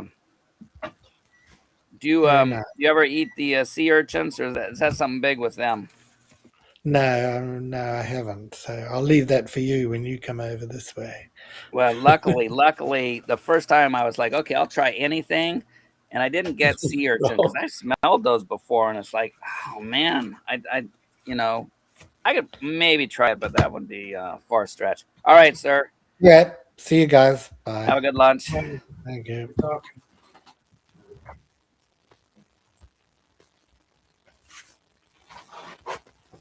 That was probably one of the most pleasant conversations we've ever had with Claude. I know, I'm slipping. I don't know what he must have got some bad sushi or something. I don't know what's wrong with us. We're finding something to get to him. But that was fun. But that's why I keep doing it, is because it'd be easy to be frustrated, but it's like, no, you have, and maybe you can come up with something, better example. But I think that is really, what you said about it has to be front loaded to having the plans and the machines simultaneously being able then to reproduce itself. Mr. Dave, how are you doing? Doing good. What's going on? Welcome. So what was this? I thought Steven was going to be here. Oh, that bum. A lot of times, he wants family time. Well, he showed up when I was live on an ex-Mormon podcast called Mormon Discussions, Mormonism After Dark, right? Because we were talking about his debate with Bill Reel and Robert Gurr. and I kind of expressed my thoughts and how I thought he could have done a better job moderating, because a lot of people in the chat felt like that. It was still a really good debate. It was an amazing debate, actually. Thank you guys for hosting that. Oh, very cool. Because yes, and for anybody that doesn't know our last week's chat, I found out that you were into the Mormon Church for a while. Yep. 4 years. 4-ish. 3.5, 4, something like that. Yeah, somebody don't get that much for murder. Like, I'm just joking. Not a sentence. I imagine you did it voluntarily. Yep. You weren't forced incarcerated into the Mormon Church. So anyway, It would be a funny sentence, though, to sentence Muslims to serve in the Mormon Church for 10 years or something. I don't know if they would care, because I know Mormon missionaries who have gone and had Islamic missions, and they've gotten along very well with Muslims. They get along very well with Muslims. now you're saying that there's stuff in common between the Mormon and the Hindu. Now, Yep. And so we'll rabbit trail from little inside of the cell. Sure. So, Can you take down the comment that's in front of my face quick? oh, I'm sorry. No, it's okay. I'm just having to sit at weird angles because it's covering up my face. Oh, Stephen is in the chat. What's up, buddy? Yeah, he was 2 times. I kind of called him out, and I didn't mean to. So if it came off harsh, I am very sorry. It's not how I intended it. If it did come off harsh, I was trying to give him a hard time. I was trying to give him a bit of a hard time, right? As you should. As you should, as our favorite Hindu. I think you're our only Hindu, but we won't. You're collecting all the religions. You have a token Hindu. You have a token atheist mod, right? What else do you got? We have Batman and Robin. There you go. Now we have some Mormons. Yeah, again, that's why our foundation is strong on Jesus and Christ and Him crucified. But it's how can you love somebody if you don't know them? And then if I talk to you as a Hindu and then straw man you, that's definitely just pretty close to lying, in my opinion. If it's because of my willful not actually looking into it, there is accidental. It's oh, you believe in this, and then that's where it's nice to have somebody that believes. No, we don't really believe in that. Let's and then being able to discussion we actually believe this. And no, that's true. Well, Stephen, I'm glad you didn't take it that way, because if you saw RFM, who's the show host, when I started to call him out a little bit, he just face palmed, and a few people are ooh, this is awkward. And I'm you did say that in the chat. I'm just relaying it. It's all good though. But it's good. It's good that he's not easily offended. So that's good, because the people. So I've been on that panel for 2-ish years, right? They don't know Stephen, and I'm still learning Stephen. So I can get that. I kind of get that reaction, right? I kind of get that reaction because it's from their perspective, it's oh, here's a guy who hangs out with us, who's been chill. And now, out of the blue, he's just randomly calling out some random page that we don't know. You know what I mean? So I get it. Exactly. I get it on both sides. I can take you backstage, and I'll let you in on something that will offend Stephen. That just for fun. Uh-oh. But to answer your question, you want to know about the similarities between Mormonism and Hinduism? Yeah. So Mormonism, I'm going to go through a few things, and there's a ton, but there's a lot. One of them is heavenly parents, right? So in Mormonism, you may have heard of the Heavenly Mother as well as the Heavenly Father, right? Now, in Hinduism, that is traditionally seen as different incarnations, right? So very common. You'll have Lord Shiva and Goddess Parvati, husband and wife, the universe's first marriage, the heavenly parents. Then you have the concept of reincarnation, right? So we start as Mormons, from the Mormon perspective, we start as spirits in the primordial existence with God. But because we want to learn and go through tests and trials, right? We go through the veil of forgetfulness, where we forget what it's like to live with God. That's one state of being. We end up here on earth. That's another state of being. And then when we die, we go to one of the three heavenly kingdoms, or spirit prison, or like spirit paradise, depending or not you're a believer, right? And that's very similar to Hinduism, because birth, re-death, birth, death, rebirth, death, right? So, DCTV, what's up? Oh, hey, he was on. They were on the other. They were on the other podcast with me. So yeah, I've been on that podcast for 2 years, so I do actually know people. But today we're talking about the similarities between Hinduism and Mormonism, right? So reincarnation is another one because of those states of being. Does that make sense? Oh, totally. Because so it's just different terminology, and then you would, but definitely the same. That's where, we, and I don't know what we, but a lot you'll say is like, that God, most religions, it's the man striving, and then what we would call true Christianity, which if it's false, it wouldn't, but we would say is that it's God having to do for us. God is the catalyst to having a relationship, rather than with most other religious theories. It's man trying to work himself or do something to please that creator, or do something that the creator wanted them to do.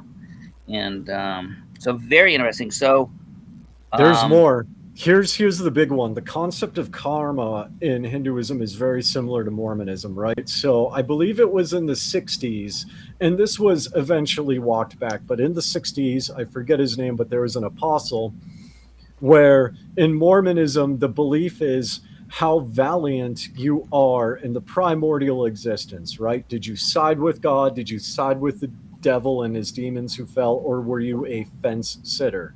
That determines how you are born in this life. And this apostle, I believe it was in the 60s, made a comment that people who are mentally disabled were not valiant in the primordial existence with Jesus Christ. And people who were black or Mexican, or who had darker skin than white people, this is another teaching, they were not as valiant as the, quote, white and delightsome people, right? On top of that, with the concept of eternal progression, that's like the birth, re-death, that's reincarnation, right? But how you live, and if you check all the Mormon boxes, determines where you go, where you die, when you die, right? So if you get married, if you get sealed in the temple, if you pay your tithing consistently, you will end up in the highest tier of the highest kingdom. If you do all those things, but you are not married, you are, you go into the second highest tier of the highest kingdom. And then if you're baptized, but, fail to do so, then you are in the celestial kingdom, the third level of the highest tier. But if you were not a Christian, if you're not a Mormon, but you lived a good, moral, and respectable life, you go to the second heaven down, which is called the terrestrial kingdom, right?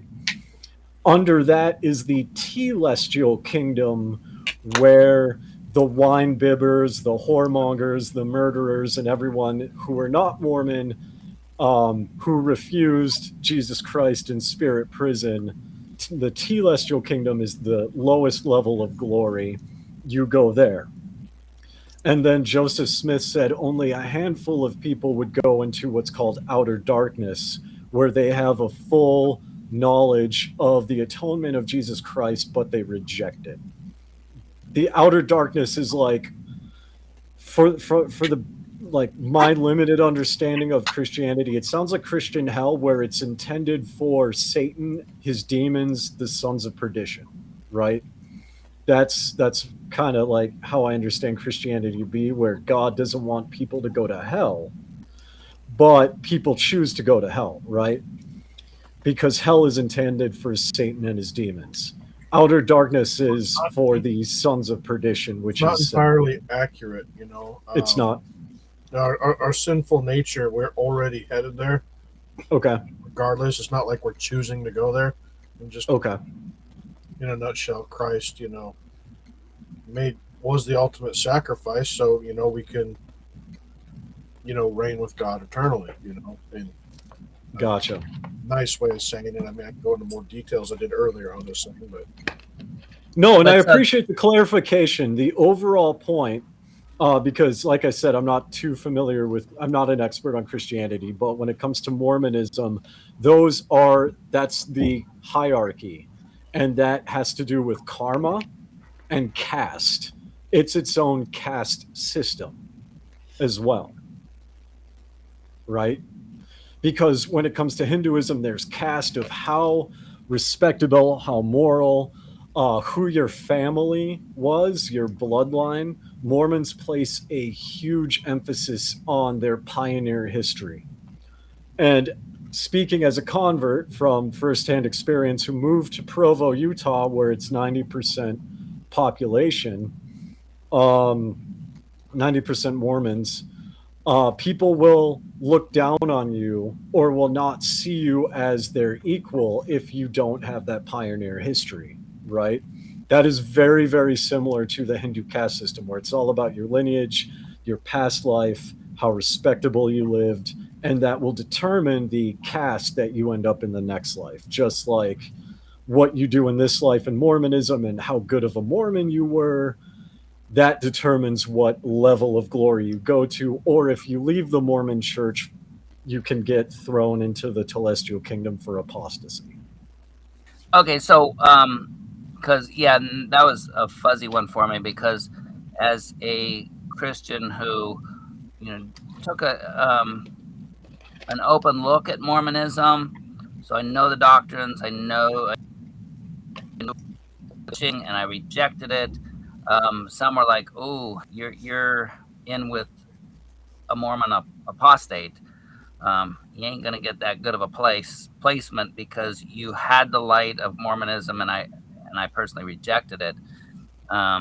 So I better become a Mormon, that way, you know, I sit on the fence. Actually, too, I got pretty bad dyslexia, so I was probably a fence sitter up in heaven then, or I mean the primordial existence. Thank you. Interesting. Now, DCTY was born in Provo. Okay, I used to live about 6 blocks away from Brigham Young University, 600 East, by the I forget the name of the gas station, but there's a gas station on University Avenue by Brigham Young University, 600 East. So if you know where that is in Provo, I lived in that area. It's walking distance from the temple. Yes, and Robin just, you know, it's, yeah, so Robin's our favorite atheist, and, so I think Robin as president, you know, once favored atheist, always favored atheist. I don't think you can lose that position. Yeah. Kind of like once saved, always saved. Hi, Robin. And we do like a lot of humor here. Anyhow, that is really because. So now, did you know anything about Hinduism before your jump into Mormonism? Yeah, I was. I wouldn't say I was a practicing Hinduism, but I very familiar with Hindu culture in different parts. Specifically some aspects, not all aspects. I am not an expert on Hinduism, and I've said on this channel multiple times when people had very specific questions. I am not a pandit, which is a priest. I am not a swami, which is a spiritual teacher. I don't have all the answers, but I do have enough working knowledge. But at that time, before I joined Mormonism, I had been clean from drugs for, I don't know, 5-6 years, and I was like practicing Hinduism then, and I was like, you can't really practice Hinduism as heroin, but I was faithful, you could say. Oh yeah, but could you be faithful with anything with that addiction? I don't know. I mean, I would say so. I had a very profound spiritual experience that actually led me to quitting heroin cold turkey, that I attribute to Hinduism, because I've talked with Mormon leaders and it didn't make sense to them. Christians, I've talked to a couple of my Christian friends and they said it was predictably a demon. So, you know, Hinduism in my mind made the most sense based on that experience. And that's where, and again, these are issues that here at Proverbs Guys, we're not cookie cutters, except for on like I said, the foundation of Christianity. But Sure. no, I believe in, and that's why my show's the designer show, because I see design and complex design. I see design in everything, and then complex design over top on so much stuff. And so I totally think outside of spiritual sense, a person had, the brain is incredible, the body is incredible, the mind is incredible. I think looking back at pyramids or stuff, and I was taught, it's like, oh yeah, they were close to cavemen, so they would have been not that smart. And it's like, come on, NASA, you build a pyramid with no technology, go for it. I mean, with no modern technology, go for it. So yeah, I don't see the regression or the progression from caveman to modern man, because they to me were even more incredible with what they did without DeWalt power tools. Exactly. And so there, I think, and again, I would attribute it to loving Creator, that He gave us the tools we need. And then you will, and probably some people on this panel would say it was demons, or not in this panel, sorry, in sphere would say, just as a human being who I think pretty in touch with myself, I don't need demons to do a lot of the stuff I do. I can get enough trouble with myself or do some stuff that would be positive culturally without any help of demons. So anyway, do believe in demons, good and evil, but I think God gave you, me, and everybody awesome tools to work with to begin with. Who's the guy talking? This is the guy in the middle is, what do you call that when you have multi-personalities? See all the personalities inside of me. I'm the president, DCT. I'm the president of Proverbs Guys Ministries. And so welcome. Proverbs Guys Ministries, from what I've seen, it's a YouTube channel. It's a ministry, but it encompasses multiple ministries like Theories of Creation and others, and they do tons of lives, and it's all kind of like under one umbrella, and Dan is basically in charge of it all. I try to keep all the cats in the same room, in the same online ministry, and which is fun sometimes. Sometimes it doesn't work, but welcome, DC. I was going to say, I'm open to talking about my spiritual experience, because I'm kind of curious what DC and you guys would think, since you guys are very opinionated, but you guys are also intelligent. So I'm kind of curious. No, go ahead. And actually, that's something, and I've skipped, because there's a lot of guests we've had on the show, and Christian-wise, I was like, actually the definition of Christian, because, they say, oh, Hitler was a Christian. He ain't any Christian that I would define as a follower of Jesus Christ. So, and I've messed up because you actually were on a panel with a couple guys that I really don't know who call themselves Christian. Maybe not. Because we have that. Who? Which panel? Oh, just one of our panels. There's a couple guys that I didn't know. Not that they're fun and they seem to be, but so I like to hear, and like I think I've told you before, but others, it's like I like to be able to steel man somebody. I might not agree with you, and if you're not going to try to kill me, I don't care what you think. No, I'm teasing. There are I do like to drink on occasion, but I mean, I get sleepy and I don't know. I'm pretty lazy when it comes to like, it's like I run my own businesses. I don't have time to like leave my computer. No, and that's but yeah, I'd love to hear because so again, to summarize it, because I'm going to leave out some, shall we say, adult content, right? No, thank you. But to summarize it, I am at a bar. I am on heroin, and I have been, I was consuming a copious amount of alcohol, right? And this was, 13 years ago, almost 14 now. And this bar is about 35 minutes away from where I live, right? So I'm at the bar. I am indulging. Let's call it that. I am indulging. And I black out. I wake up in the driver's seat of my car at my house. Now, at the time, I lived in a cul-de-sac and there's like a park right across the street and there's like foresty areas. I had jumped the curb and almost crashed into the house. Not going to get too graphic, but there was a plenty amount of vomit, right? And the family that I was staying with, friends of the family, I was renting a room, they were out of town. Nobody saw me like passed out in the car. I quickly reverse the car, park it in the driveway. I go inside, get like a Nutri-Grain bar, start drinking water because I know I'm dehydrated. And I hop in the shower. Now, when I'm in the shower, and I don't care if you guys believe this or not, but this is what scared me straight. When I was in the shower, I had an out-of-body experience where I was outside of my body, but I could still see myself showering and I could feel it, right? So it's like a third-person, like video game camera, right?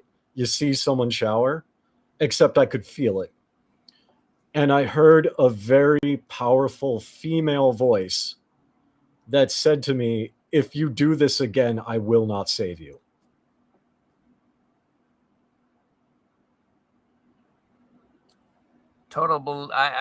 I really believe in the supernatural, so I have no problem with that. What's up, DC? Hey. I finally get to see your face. Yeah, I've been able to see yours a couple times, or I guess for the last 2 hours.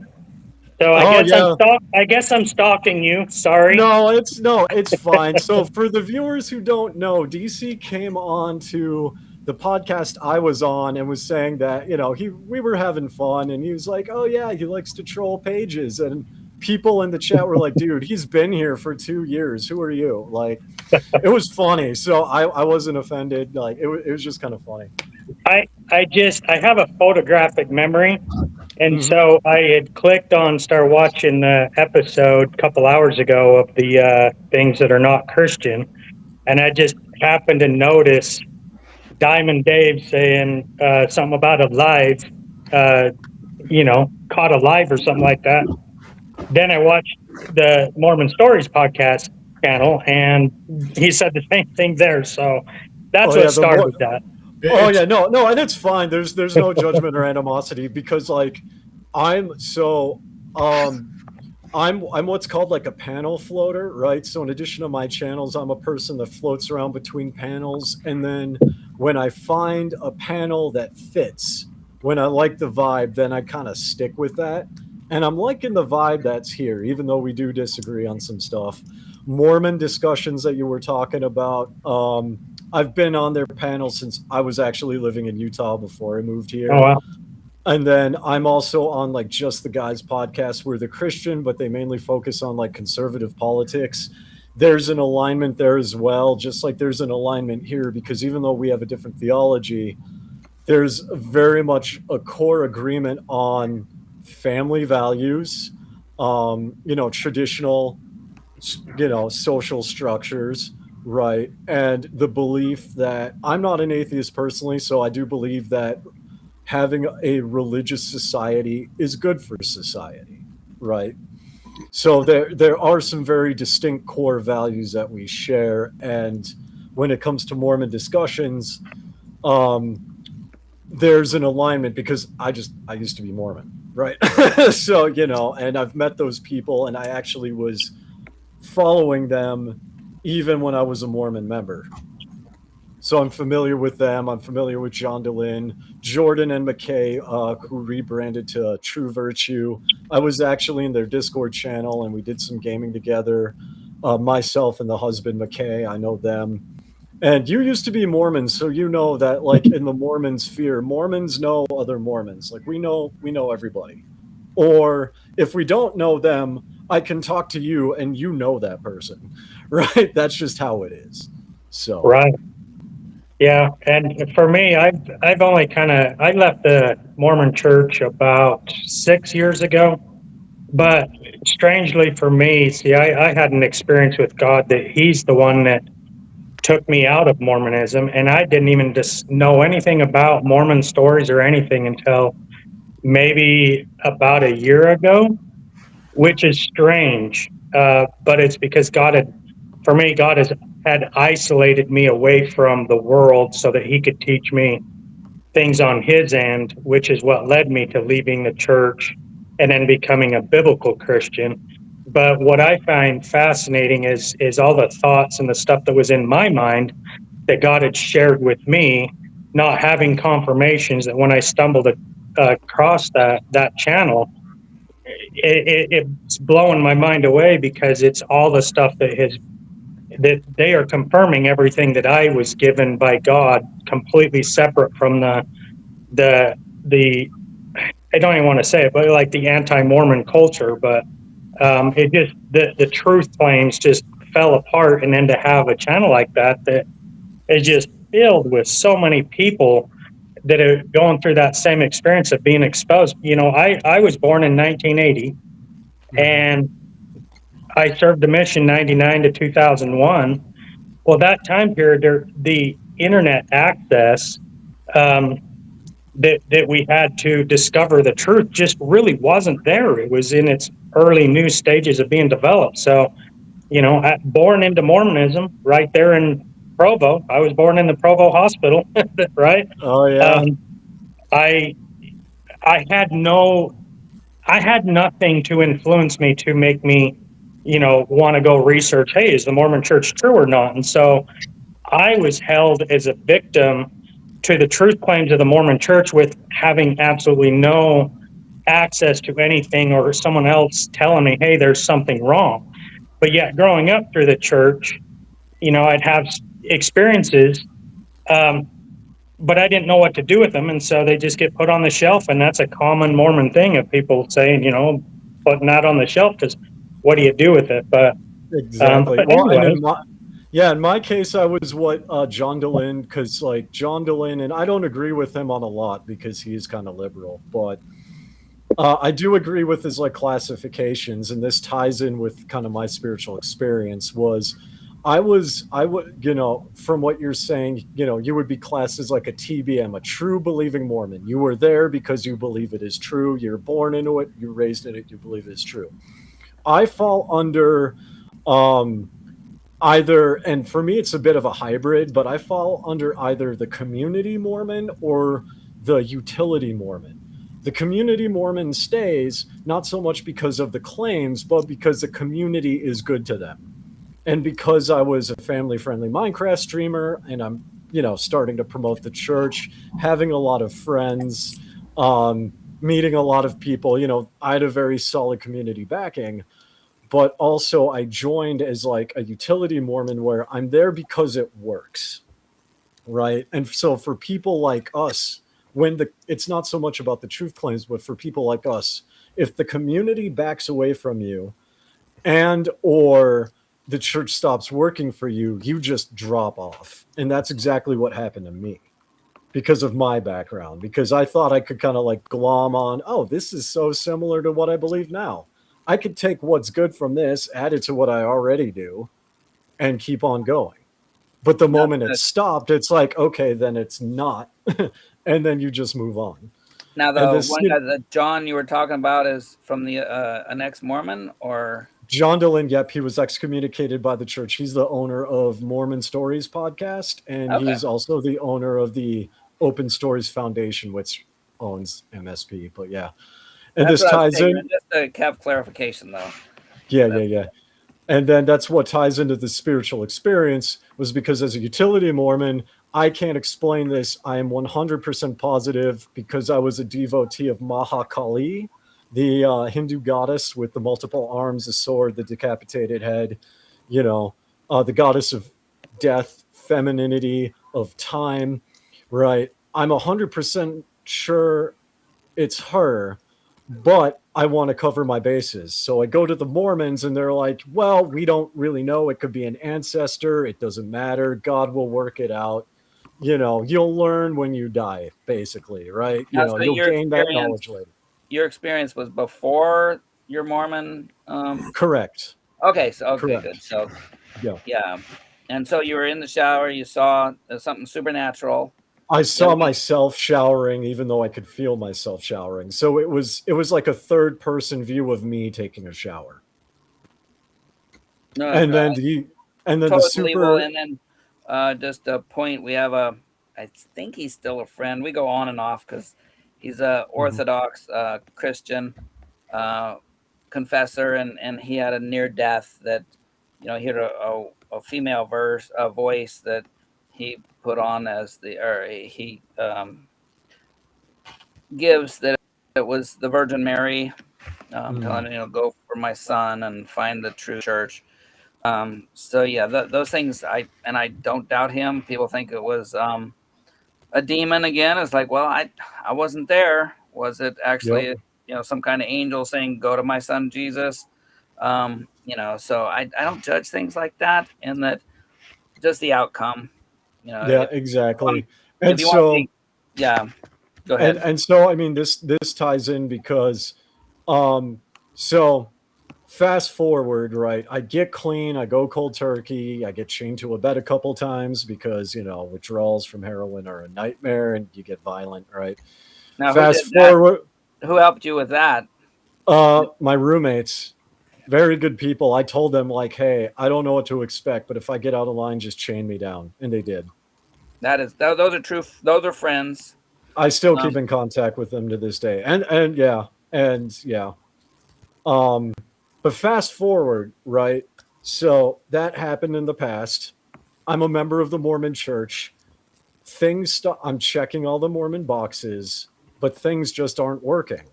And something feels off.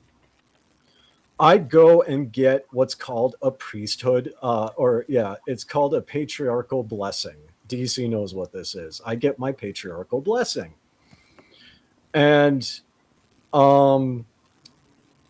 like one line actually terrified me, because what a patriarchal blessing is, it's basically the patriarch, a Mormon, puts his hands on you, and it's like Mormon fortune telling. It's supposed to be your personal scripture from God, right? Well, in this event, and they type it out and they give it to you, and I threw mine away because one of the lines says, and I quote, "Know now that more of your ancestors than you think have accepted Christ across the veil." And it goes on and on and on. Now, as a Hindu, this is a problem because I'm waking up at night having cold sweats, right? And I'm like, something is wrong. Why do I feel like I don't belong in the Mormon Church? And this compounded that because from the Hindu perspective, not only am I a traitor for abandoning my traditions or feeling like I could be, but now I come from a whole line of traitors. And that's a problem when it comes to reincarnation, because that impacts the bloodline. That affects me, my reincarnation. That affects my son. That affects my future children. So I'm concerned. And my Mormon roommate, great guy. We rented in Utah. It's very common for shared bedrooms, right? There'll be apartments of all men or all women, and it's basically just a room with 2 single beds on either side of the room, 2 desks and a chair, and like closets for each man or woman, right? Well, he saw me wake up in cold sweats multiple times, and after that patriarchal blessing, I jerk awake because I hear the same female voice saying, "This is treason." And that's when I just stopped going to church. That is very interesting. So now you when did you start? Okay, so back up a little bit. Okay. Your story, your mom was Christian, your dad was not. He comes from a Hindu line. Okay, Right. that was the question. It's like, Yep. that's the question. I didn't get that your dad was coming He's from Hindu by blood and had some Hindu practices. I would say he's more secular in practice, but like my grandmother on his side, very Hindu. My cousins, very Hindu. Him specifically, not so much. And that's pretty common because like she met him in London, right, where he's from. And then he... I'm sorry, Dave. I just wanted to say real quick, it's 11:30. I got to pour some concrete tomorrow, so I'm going to take off and go to sleep. Great hanging out with you guys. Feel free to hang out. DC, thanks for coming on, sharing your testimony. Dave, talking to you, man. I'm glad you're liking this ministry. Thanks for your encouragement and all that stuff. I'm looking forward to a couple weeks or whatever, have you go through some of my channels and whatnot. Yeah, sounds good. Yeah, I sent you my email in the private chat. You got that email last time, right? No. All right, let me send it in private chat again. Just okay, I'll write it down this time. Yeah, just write it down this time, and then you can. He's East Coast, so he's a wimp. 11:30 p.m. and he's got to pour mud tomorrow. What a wimp. It's all good. One thing is I grew up doing concrete. My dad's a concrete guy. Yeah. Hated my teenage years in Utah doing concrete. I just want to correct you. I just want to correct you because you don't pour mud. My dad always told me you place concrete. I mean, I own a handyman business. This is just one of those many jobs that I do. So it's actually for my new pastor. So looking forward to it. And I'm a landscaper, so you got to give me some grace on well, I did. I got tired of concrete, so I started my own excavation business in 2002. So I guess I got it all covered with both your guys. So I've done concrete and I prep for landscapers. Doing anything outdoors in the summer in Utah just sucks. Oh, that would. Yeah. Well, and the winter for me. I mean, my teenage year, I started doing concrete when I was 8.5 years old for my dad. And I hated the winters. We would, there's a shepherd's egg farm out on the kind of the southwest of Provo, 15 miles, 10 miles or something like that. And, we'd pour a couple hundred yards of flat work concrete and then have to get up 3 or 4 times in the night to pull the concrete blankets off, keeping it from freezing, trowel it, then put it back. So I'm currently in Hawaii. That's the ocean right there behind me because I don't want nothing to do with the cold and snow anymore. So, yeah. Wow. Bring back some memories. I know what concrete is then because, Northern California, we don't even have to blanket it for the heat, let alone for snow and stuff. The concrete that my dad did was mostly commercial. So we did some, Cedar City Super Walmart, Richfield Super Walmart, Provo Marriott, and the Marriott Hotel in Provo. Just a lot of those kind of things, and that concrete, they put temperature gauges inside the concrete that records, or on top of the concrete, but inside the blankets that records the temperature throughout the day and night. And there's clauses in those contracts that if the concrete dips below 50 degrees. Then that concrete is deemed not good, and so it has to be torn out and redone. So it's a completely different concrete. Like I call it the Provo Insane Asylum, right there just south of BYU, we did an addition. But I remember we'd start at 2:30 in the morning and we'd pour 500 to 600 yards of concrete and flat work. And so, it's not like you're, go out and pour a little patio in the backyard. You start with that first truck. You can't stop. Like, you have to complete it. So, I get over a 3 foot. I get over a 3 foot walk, and I was like, no, that's enough for me. I get somebody like your dad. Well, not like your dad, because that's big time. But a guy I can't tell you how many miles and miles and miles of sidewalk and curb and gutter we've done. I mean, it feels like I could have wrapped the planet a couple times. So that was what was worse, is you'd be starving, but you can't take a break to go get something because, concrete is unforgiving. Nothing. Once the water hits the cement powder, it's a ticking time bomb. So that's when I turned 22. I decided I'm not doing concrete, but I like this environment. So I started my own excavation business. Then I can at least sit in a machine with air conditioning or a heater. I did a little flagstone walkway and steps, and there was this little chunk. I extended the sidewalk because they only have like a 2.5 foot. It was real skinny, so I just made another V to hook up with this flagstone, and it went off on me. And I didn't have any trowels with me. I forgot my trowels, so it was like I used a board to like flatten it. It's just a little teeny. It was probably like 3 bags of 60-pound concrete ready mix, which isn't that good of stuff. But anyway, yeah, it was like, I went back yesterday and I was like, that looks horrible. Anyway, just this isn't a conversation about concrete, but I'll just give this. Is when I was about 14, my dad had me pour some concrete driveway aprons that was between the curb and gutter and the sidewalk. Easy little things, and I went and poured it out, started pouring it out, and grading it, placing it in there by myself. But before the concrete was able to finish coming out of the truck, it actually had hardened up. The concrete company mixed up the bat because it was a leftover order on another one, and it had a substance called super plasticizer in it. And so that stuff is an agent that makes the concrete cure almost right away. So, but it had been in the truck for about an hour and a half before I got it. So by the time it was coming out of the truck, it was already setting up in the chute. So we ended up having to tear it out and do it again. But I'll never forget that. Know what kind of concrete you're getting, because it can get bad. And also never mix hot water with Quickcrete either, because I lost a hammer. It got stuck because all I had was a hammer to mix it up. Mixed it up in there, but I was doing something for the Provo rail yard there, right by BYU.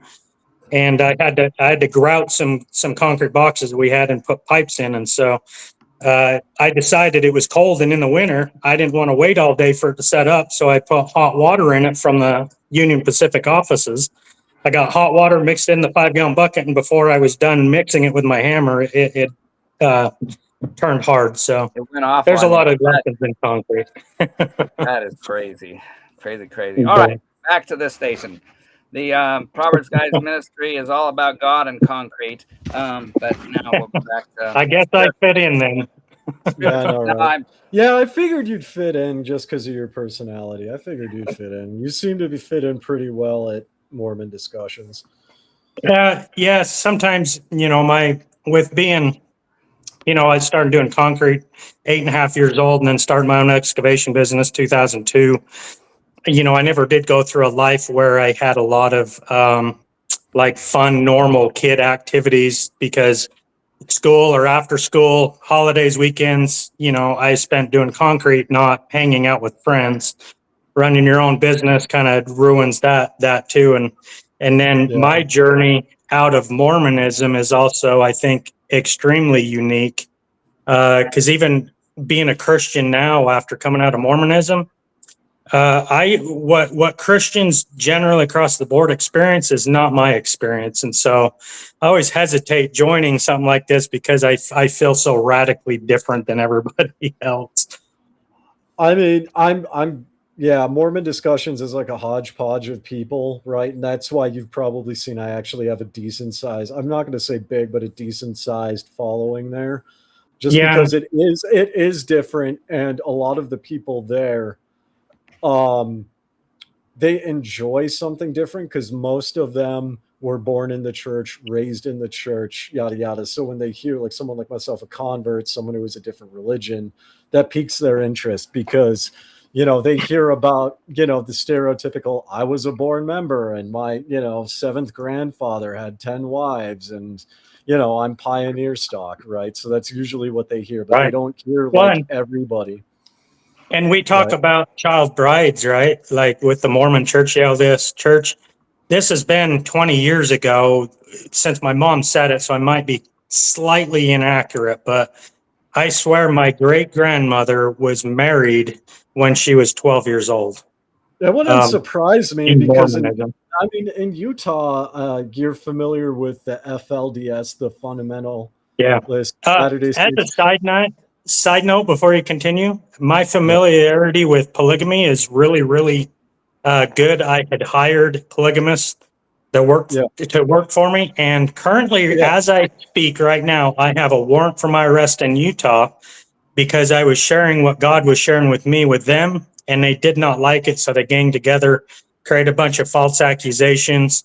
They had to go through 2 different police departments because there was no.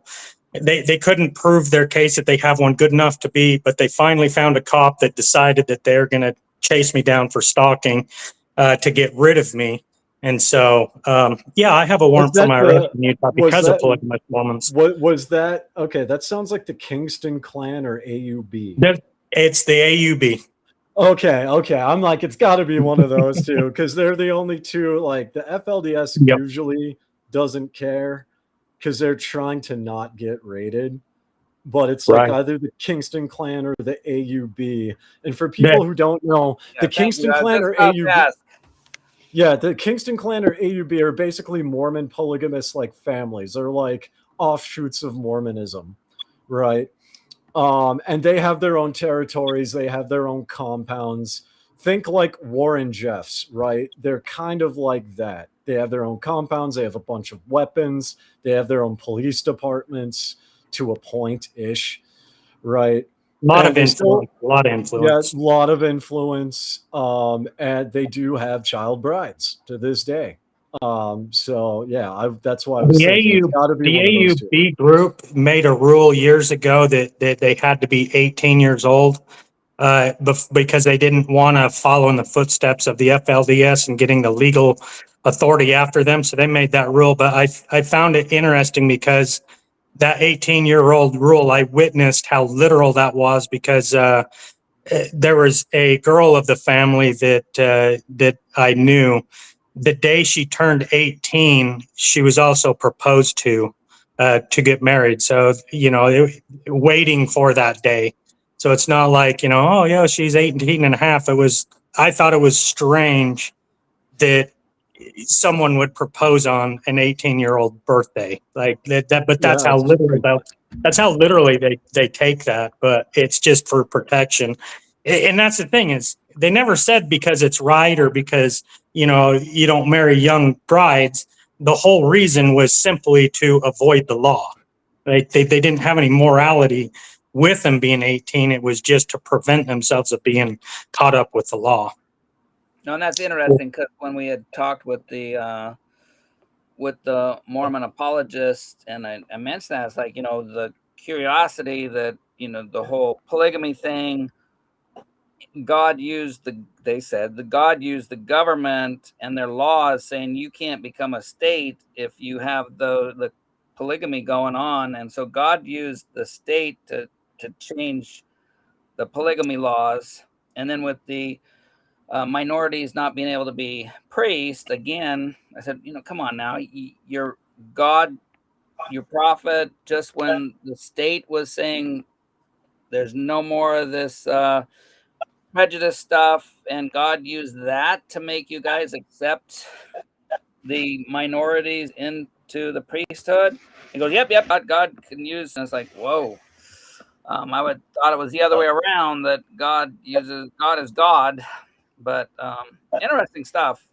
I had relatives that, and I didn't know them, but family, it would have been my grandmother's who died in the 60s. It was her relatives that, he had his, three wives and three different houses here in Northern California. So okay.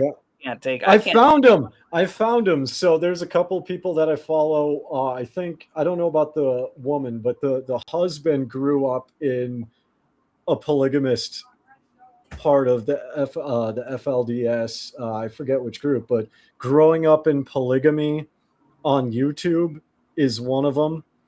And then the Cults to Consciousness is a YouTube channel. She's ex-Mormon, and she just does all kind of cults, from Mormonism to corporate to Hindu to Islamic to Jewish.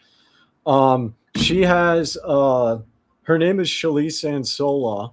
I've been on not as a panel, but I've been in the chat and super chatted a few times on that channel, and she's friends with a blonde-haired woman, forget her name, but I think she grew up in the AUB. I don't know if you've heard of Cults to Consciousness, but I've heard the name, but I don't think I've seen anything of theirs. But to add to this, the family that gang together to go against me, you've heard of Sister Wives with Cody. So Cody's best friend is the guy's family that I'm dealing with. Those two served a mission together.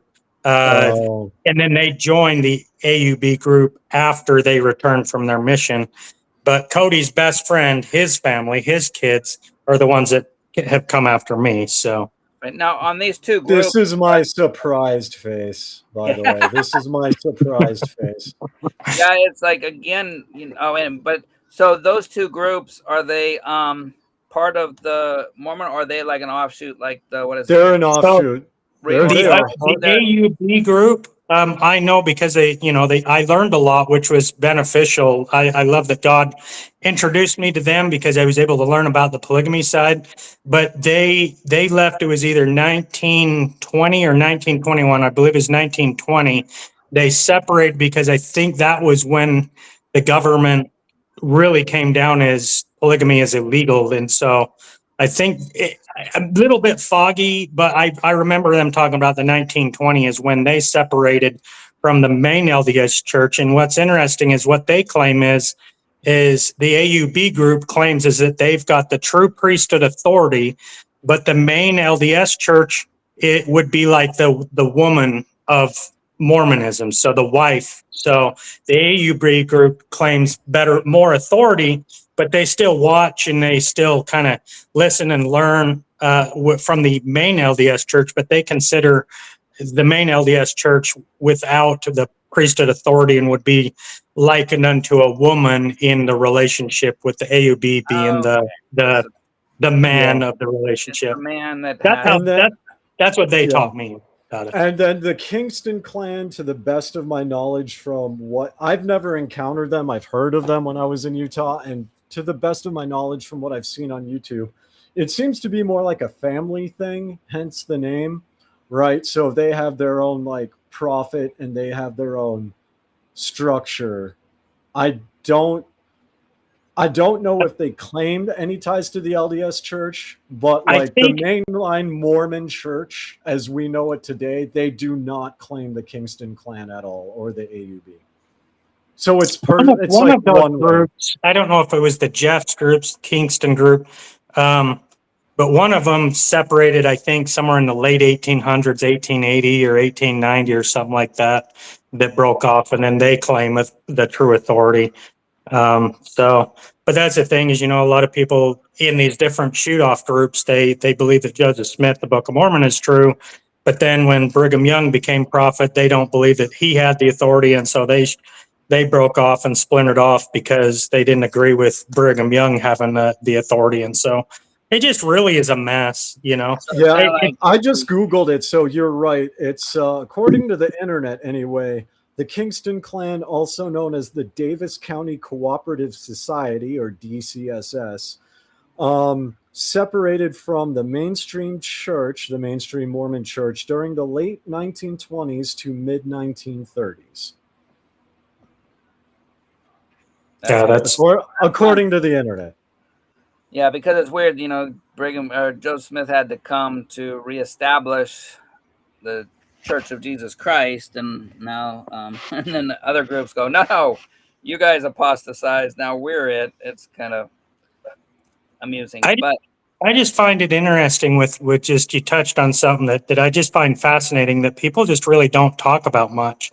Is in Matthew 24. I don't remember which verse it is, but Jesus, which according to the Bible, he is God, right? He says that heaven and earth shall pass away, but my words will not. That's not exact quote.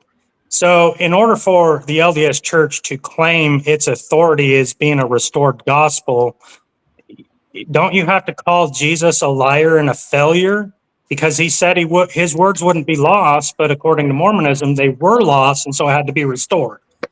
yeah, well, Just kind of something unfortunately, it's you kind of know, like I was raised in the Catholic Church and other Christian denomination churches that you have the prophets, you have the priests that, yeah, the Bible's there, but it's got to be interpreted. So those verses would be, yeah, it sounds like that, but it's really not what he was talking about, because we got our modern day prophets who, are giving us the proper interpretation. Even if it changes, that's okay, because God allows, he's not unchanging like the Bible, but we had a Mormon prophet tell us that God is changeable, so it's okay.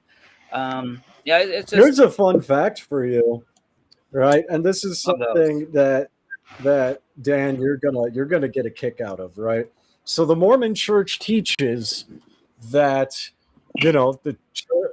Christianity fell into apostasy and needed to be restored through Joseph Smith, who baptized people under the restored church. All right. Why did, when he died, Brigham Young rebaptize everyone who was already baptized under the original apostasy, or the original restoration? Why would they need to be rebaptized if it was already restored? Really, yep, that is a great one. All those things that, again, we can disagree with stuff, but I totally, you believe what you tell us. I believe what I believe, and I think that's really for me something. It's not whether I'm right, you're right, but by the way I'm talking, I really genuinely think I'm right, but I'm not going to judge you think, well, you're wrong then. No, I'm right. Yeah. But I'm not God. So, and I'm sure DC's, I mean, you're probably more knowledgeable on Mormon history than I am, because I was a convert and I've picked up bits and pieces, and I'm learning more by being, over the course of time, being on the podcast. I'm sure you're aware of that, right? You're aware of Brigham Young rebaptizing everyone. That's why I mentioned earlier where there's a lot of those that separated, like the Church of Christ, right? Is because they seen that Brigham Young was not a true prophet because of the things that he was doing and saying and teaching, and so Brigham Young is a huge hurdle for all Mormon sects. It doesn't matter which one it is, because he radically changed so many things, did so many things that are different, and the false claims of him being the successor when it should have been someone else. But so there's, you dive into the world of Brigham Young, Mormonism hates that, because there's so much that he had brought in, that if he is the true prophet, he's already instantly apostating away from Joseph Smith right away. Things like what he's saying. And so it creates an issue with that. Because I mean, that's flat out blasphemy. Yeah. I mean, that's flat out blasphemy. If Joseph Smith, if Mormonism is true and Joseph Smith was the one to, bring the restored gospel, to rebaptize under, I mean, it's technically the same church, but the thing is, it's a rebaptism, right? And under Brigham Young specifically, people would be baptized or rebaptized multiple times as like a renewal of the faith, right? That wasn't done under Joseph Smith.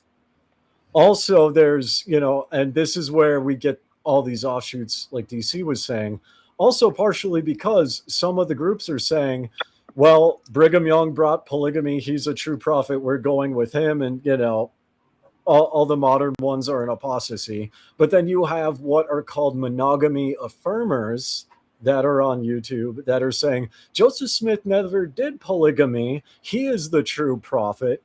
And so they completely disregard Brigham Young. But when you disregard Brigham Young, you are committing apostasy by the Mormon, like the modern Mormon Day Church. Because the modern Mormon Day Church that you all know, that you have seen, those happy-go-lucky missionaries, they are called the Brighamite Church. So if you believe that Joseph Smith is a true prophet, then, and you believe that he did not engage in polygamy, even though the church finally admitted he did, and you believe that Brigham Young brought these bad things into the church, you will be excommunicated by the church.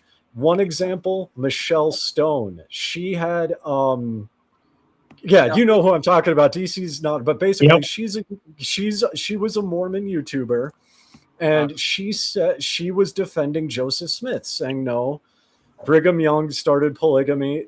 It's not biblical. Here's D&C 132 and all the Mormon texts. Joseph Smith did not do this. The Mormon Church that we all know today threatened her excommunication if she did not take down her YouTube video. She took down her channel, so they wanted her to take down her entire channel because it was not in line with the one true church. She took down the channel and walked away. I don't know if she officially resigned, but she walked away from the church because she defended Joseph Smith, the person who that same church claims brought the restoration. Tell me how that works. Right. Right. Well, that's the thing is when you look into the actual church history, which is where I love the Mormon Stories podcast, is because it exposes the problems with this, because that D&C chapter that talks about the polygamy, that was introduced after Emma found out that Joseph Smith had already married 22 other wives. So then once she found out, I think, if don't quote me exactly because I don't remember all the details perfectly, but it was about 2 weeks after Emma had found out that Joseph Smith married other women, up to 22, before she found out that that's when Joseph Smith, like I said, about 2 weeks later, came back with a revelation from God saying that you must be a polygamist to be, to enter the celestial kingdom. So it's like, they're just, a lot of problems with that era. I cannot imagine, right? This is like, I guess this has happened in human history with the Protestant Reformation, with the Catholic Church, but imagine defending Jesus Christ, right, as being the one true Son of God, and then the church, who claims that he's a one true Son of God, kicks you out for defending Jesus, right? That's literally what's happening here. Or kills you. That is interesting. Or kills you, with the and it was a Joseph Smith prophecy, because that's what I always like, dudes, and now knowing even the possibility that it was a post married a bunch of stuff, was when in the prophecy it says, "Thus saith the Lord," and it addresses Emma Smith. What prophet of the Lord, whether even if he didn't have the wives before, say this is totally new, and God Almighty has to talk to the wife. No. Almighty God's going to say, "Thus saith the Lord to the people, to my people, I want you to have multiple wives." God wouldn't address Emma Smith directly. Come on, guys. And as a Mormon, when I was growing up in the church, I was taught that the reason for polygamy was because the men of early Mormonism were being killed off and then going across the plains, that there was way more women and children than there were men. And so that's why God introduced polygamy, was to have those women that lost their husbands to be able to have a husband to support them. That was a story I was told, but that doesn't work when you look at the actual true history. So but then you go back to when you actually dive into different diaries and that of some of these wives that Joseph Smith obtained. It was done through coercion and threat that if you don't marry me, then you're going to lose your salvation, not just you, but your entire family also. And so it just starts to paint a completely different picture. But you're right. It's like that's not how God does that. And the other thing too is with the examples of the polygamy in the Bible, you can't find an instant where God ever commanded these men to be forced into polygamy. It was always the men doing that on their own, whether it's culture or not. And then on top of that, if you actually look at the lives of these men that had the polygamous women in the Bible, it never turned out well for them. So if they're being if they're being obedient to God, why is it that they're being punished? If you want to use it that term, they were never blessed for having these wives. But yet the thing is that the Mormons like to say, well, God commanded these prophets to do it. That's why they did it. Well, I want to just add to that ridiculousness to help you think about this. Did not Moses kill an Egyptian? So if a prophet killed an Egyptian, does that mean we all now have to murder too because a prophet did it? You can't use that argument, well, they practiced polygamy, so God commanded it. Well, Moses killed an Egyptian, so God obviously commanded it because it was a prophet. So then Mormon apologists will come into, well, prophets are infallible, and so they'll make up their mistakes as an excuse to cover up this bad behavior. But, God can call men that have problems unto any position, but to call infallibility every time it becomes a problem for Mormonism, especially with polygamy, that's just a cop out to excuse it. And the guy that was on your channel, the Gurr guy, nice guy. Robert Gurr. Robert. Yeah, I mean the arguments in the cover of defending, child brides. The other thing too is during that, while I was watching that episode, I paused it and went in and searched, and it's a classic Mormon twisting of the truth to justify their stuff. Was no, the average age of a man was not 35. Yeah, it was 50, that's why I brought up 50, Fair Mormon. That's why I brought up Fair Mormon. Yeah, 58 to 60. What the actual factual record says is if a male child reaches the age of 20 years old, then his life expectancy is anywhere from 58 to 62 years old. So what you've seen was him trying to make it seem like men died at 35, so they had to marry brides at 12. And so, but that's a classic Mormon apologist turnaround. They don't want to give you the truth. They want to give you something that gets it closer. 35 is a lot closer to 12 than 58 or 46 or 37, right? So making it seem like it's not that bad. And then when you look, if the men die at 30, the women are still there, or they're, you've got a lot of widows. No, it was just crazy. And like I said, Robert was great, but the new one, and not to judge, but he was like, well, God did it. And this is his Mormon apologist. He's not an official Mormon spokesperson, but that the women, the first wives with the kids, appreciated second and third wives to help take care of their kids. Now, I'm not that bright, but it's like, wait a minute, those second and third wives were also having kids. So then you have to have 5 or 6 then that don't have kids to help take care of the ones. No, come on, guys. This is what I want to say to DC, and DC knows exactly. I forget this apostle's name, but you know exactly what I'm talking about. Every ex-Mormon in the chat, repeat after me. It's wrong to criticize church leaders, even if the criticism is true. An actual Mormon apostle said that. in a general Can conference I call. share something that is a unique perspective that I really don't hear a lot? It is out there, but one of the good Oh, things that I was able let's to. let's do one more, and then because Dave was in the midst of his testimony, and I'm still on the edge of Oh my yeah. seat. So yeah, go for it, DC. Oh, I was just going to add the problems of polygamy, because I got to see firsthand. I almost joined the AUB group, and in that I got to witness how it actually looks in real life. And I'll tell you what, I've never met a group of some of the best women I have seen in a religious group being loyal to men who treated them like cattle.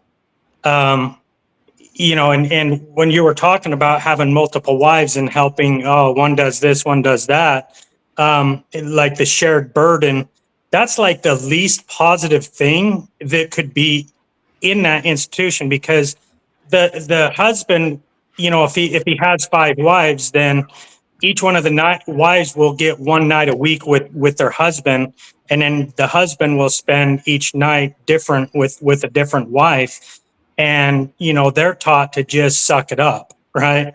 And so these women are home alone, and often they'll have 10. This family had 13 kids, right, and 2 wives, and so the burden that is placed on women under this patriarch is absolutely horrific. The witnessing that I've seen of this family, the young men that had multiple wives or even one wife, they treated them so horrible that it was hurting me, and I wasn't even a polygamist. So to call polygamy something that has to be godly, that God commanded it, there's no positivity with polygamy in anything I witnessed. It was traumatic to the women. It was hard on the children, and even the burden of the husband. Sure, he gets to have sex with a whole bunch of different women, right? And it's just like that seemed like to be the only benefit was that. But when you look across the board, it was so detrimental that the women just, they didn't want to be a part of it, but they had no choice, and they couldn't even voice their concerns against it. So that thing, like with the Muslims and the testimony, their own writers, their testimony of Muhammad being kind of like a better man than me. yeah, and I heard, I heard a couple of these young men talk to their wives and be like, well, you're the lesser vessel. You're just really just, I don't know. It still kind of hurts me in my heart right now, just remembering how these men, and then the funny thing is they always claimed that they treated their women better than the women in the LDS church or any other women on earth. So in their mind, they really do think that the mental and spiritual abuse they're applying on the women in these polygamous relationships, that they're blessing that. And that's kind of the position that Joseph Smith took. He was like, well, if you don't marry me, talking to, I don't remember some of these names, Lucy Walker, I think was one of them. I'm bad with names. But he gave her like 2 or 3 days after he isolated her from her family, right? And lost, I can't remember, lost her mother. And then Joseph Smith sent her dad to England for a mission. And then there was some children, and he separated and made sure that this, I don't remember if she was 17 or 15. It's hard to keep track of all the ages of all of his, brides. She was 17. 17. So it was the 17-year-old one. He only gave her like 2 or 3 days under coercion and pressure that if you don't become my wife, because God commanded it, that you're going to lose, your salvation, and along with your entire family. So how can you claim that is God when it's I think it's worse behavior than anything else I know. Like there's no morality in that.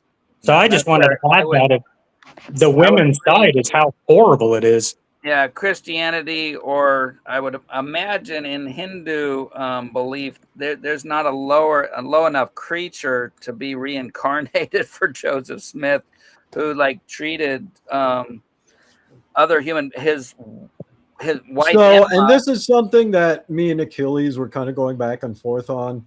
It depends because there's different views, and one of the points I wanted to make was that the more educated a person is, the nature of the views shift, right? So, generally speaking, it is believed that, like, if you commit great acts of evil, if your karmic balance is, like, if you have really, really bad karma, or your consciousness degrades to the point where you're not human, yes, you can. Oh, okay. So Now the question is, and this is something that I was trying to convey, and I probably terribly did.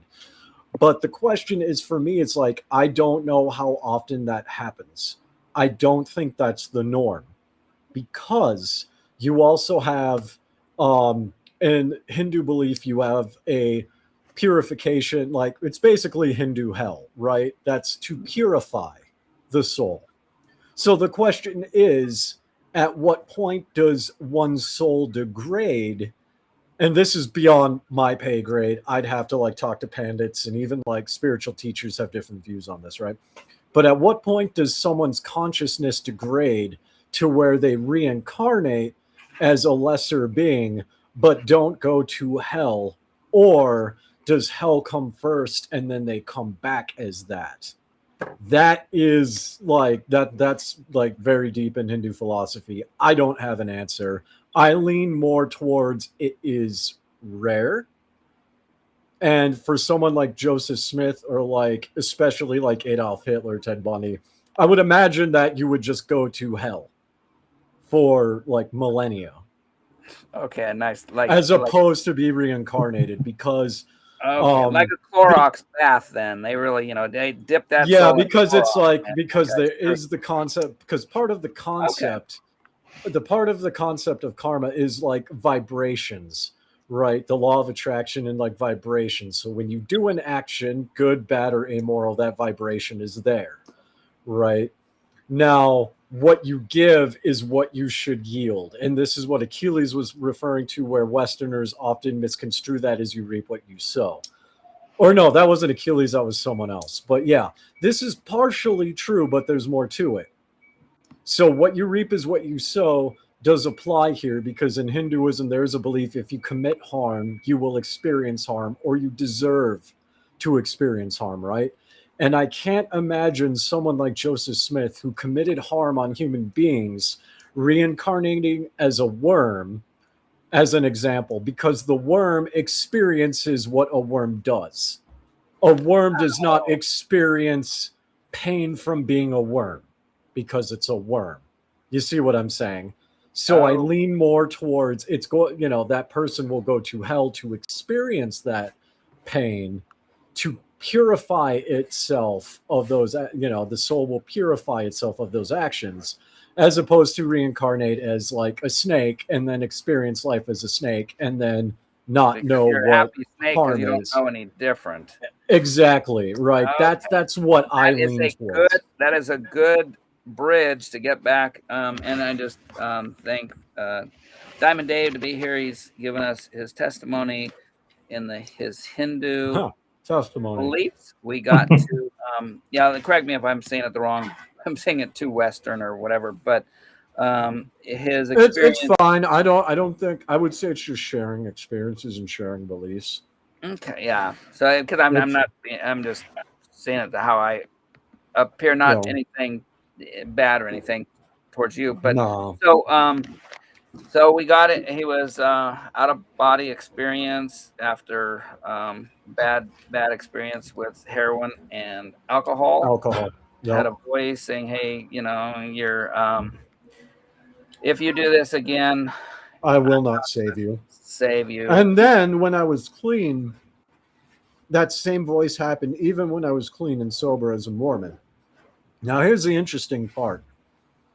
Not only did it happen when I was clean and there's no like external chemical influence, but even when I was indulging in those things. I never had an experience like that. I've seen spirits, and and that's a story for another time. I've seen spirits and I've talked to spirits, but I've never had like what I would call a being from on high come down and scream at me. Right. That never happened in my childhood before I indulged. That never happened during that exact same combination of indulging. Right.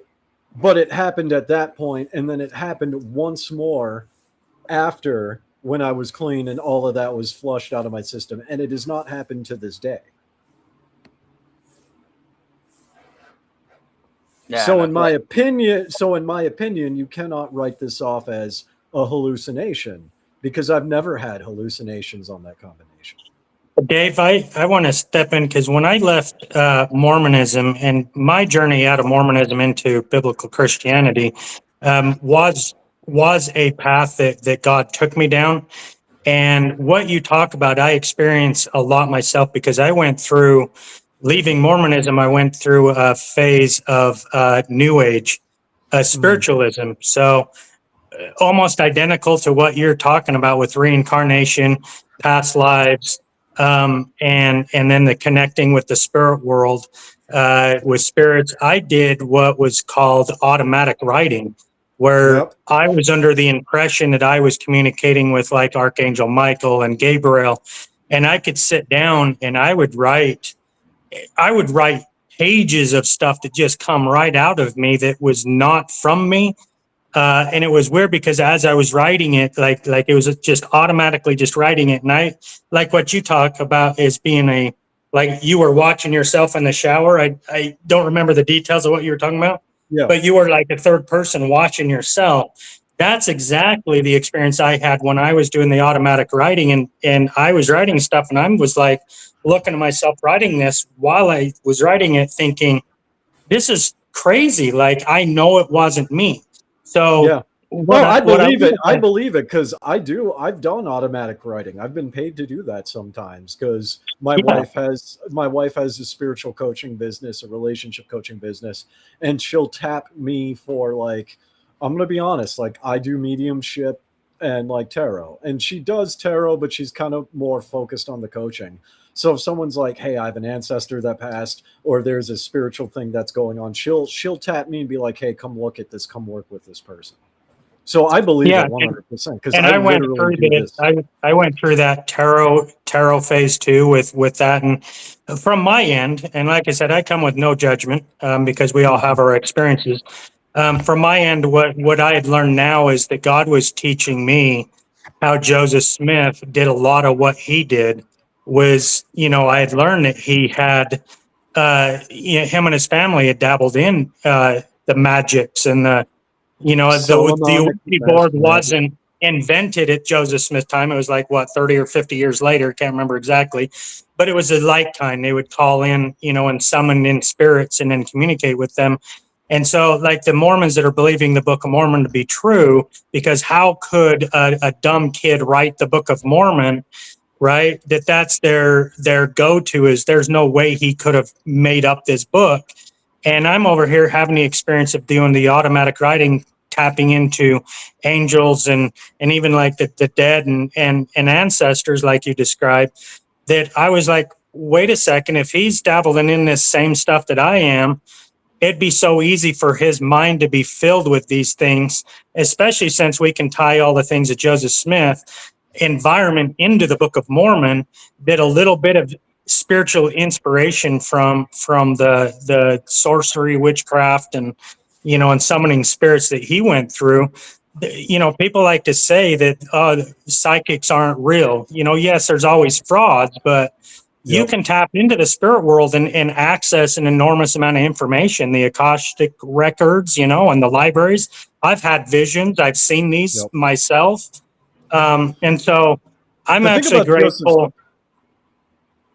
Oh, sorry. Yeah, I just wanted to jump in. The thing about Joseph Smith and like the podcast that you saw me on, Mormon Discussions, they actually did a deep dive, and there's I forget the name of the video itself, but they did a deep dive and they proved Joseph Smith could have written the Book for several reasons. A couple Yeah, you just I touched actually on. Yeah, he I've could seen a have written couple a of those. book because he wasn't a dumb kid. His brother was highly educated. He was a highly read individual because he had like a leg or foot injury where he was like Hiram. bedridden for Yeah, several Hiram. months. Or yeah. So like he, Joseph Smith had access to education. His family had ties to Solomonic magic and masonry. Hence the temple ritual ceremonies, which are conveniently Masonic, right? So, he could have written it and just added his, he could have just added his own stuff. And Bill Reel touched on that on the debate, right? Like the Adamic language, clearly just made up, right? So it's like if you have access to the King James Bible and you have access to masonry, you have access to sorcery and witchcraft, and everyone around you is using dowsing rods, seer stones, and like other forms of practice, you already know this because this is your culture. This is no different than me, right, familiar with Hindu culture and somewhat familiar with Mormonism, and sitting down and just bashing out a book, combining elements of both, copying elements of both, and adding my own twist to it. It's completely doable if you know the culture. Absolutely. Especially just with that extra added component that both you and I have experienced ourselves with connecting to the spirit world and having that influence coming in added on top of that. I think that actually adds to a lot of the confidence that Joseph Smith had. I think to a certain level, he did 100% believe that he was connected to God in his mind because of his connection to the spirit world and being able to access these things, right? They weren't just fantasy made up things. And that's something that I kind of, frown upon is the people that haven't experienced that just saying, oh, that's not true. Because you, Dave, I know I've experienced it and I didn't make it up. It's not a delusion. Exactly what you said. I wasn't delusional with that.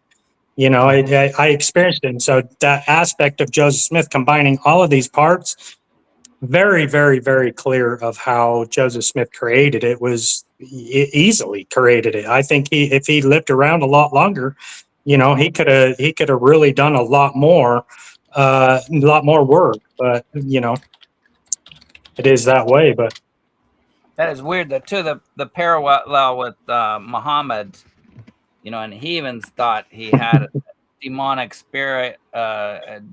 spirits telling him these stories, and it was his wife and I think another lady that said, no, go listen to him, write this stuff down. So I am thinking, of course, yeah, I've known one guy who's psychic.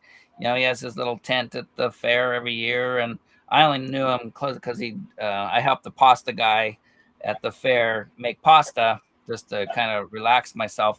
And so nice guy and everything, and he believed he did what he did, but so there are fakes, but there are people that you can't explain. It is supernatural type of stuff. And probably my best one was not me. Luckily, thank you. I don't know if I could, it is what it is, doesn't matter. But that this brother who they were in the Jehovah's Witness church, and so the sisters would tell me stuff, and it's like, come on, man, that's far-fetched. Not that it couldn't happen, but they were into some weird stuff. But the brother went doctor, and he's like, no, total clinical. And I said, yeah, how about that? They burned a pumpkin at a jack-o'-lantern one time. They said, and it just wouldn't burn. It just kept. They put it on a fireplace hot, and it would just not burn at all. And then they had a balloon, a helium balloon that would follow him. That followed him around the house one time. They kicked it out. They put it out the door, and then just stayed popping up on the outside eaves. And then all of a sudden, like, took off and came back. It's like, okay, I'm not going to discount anything.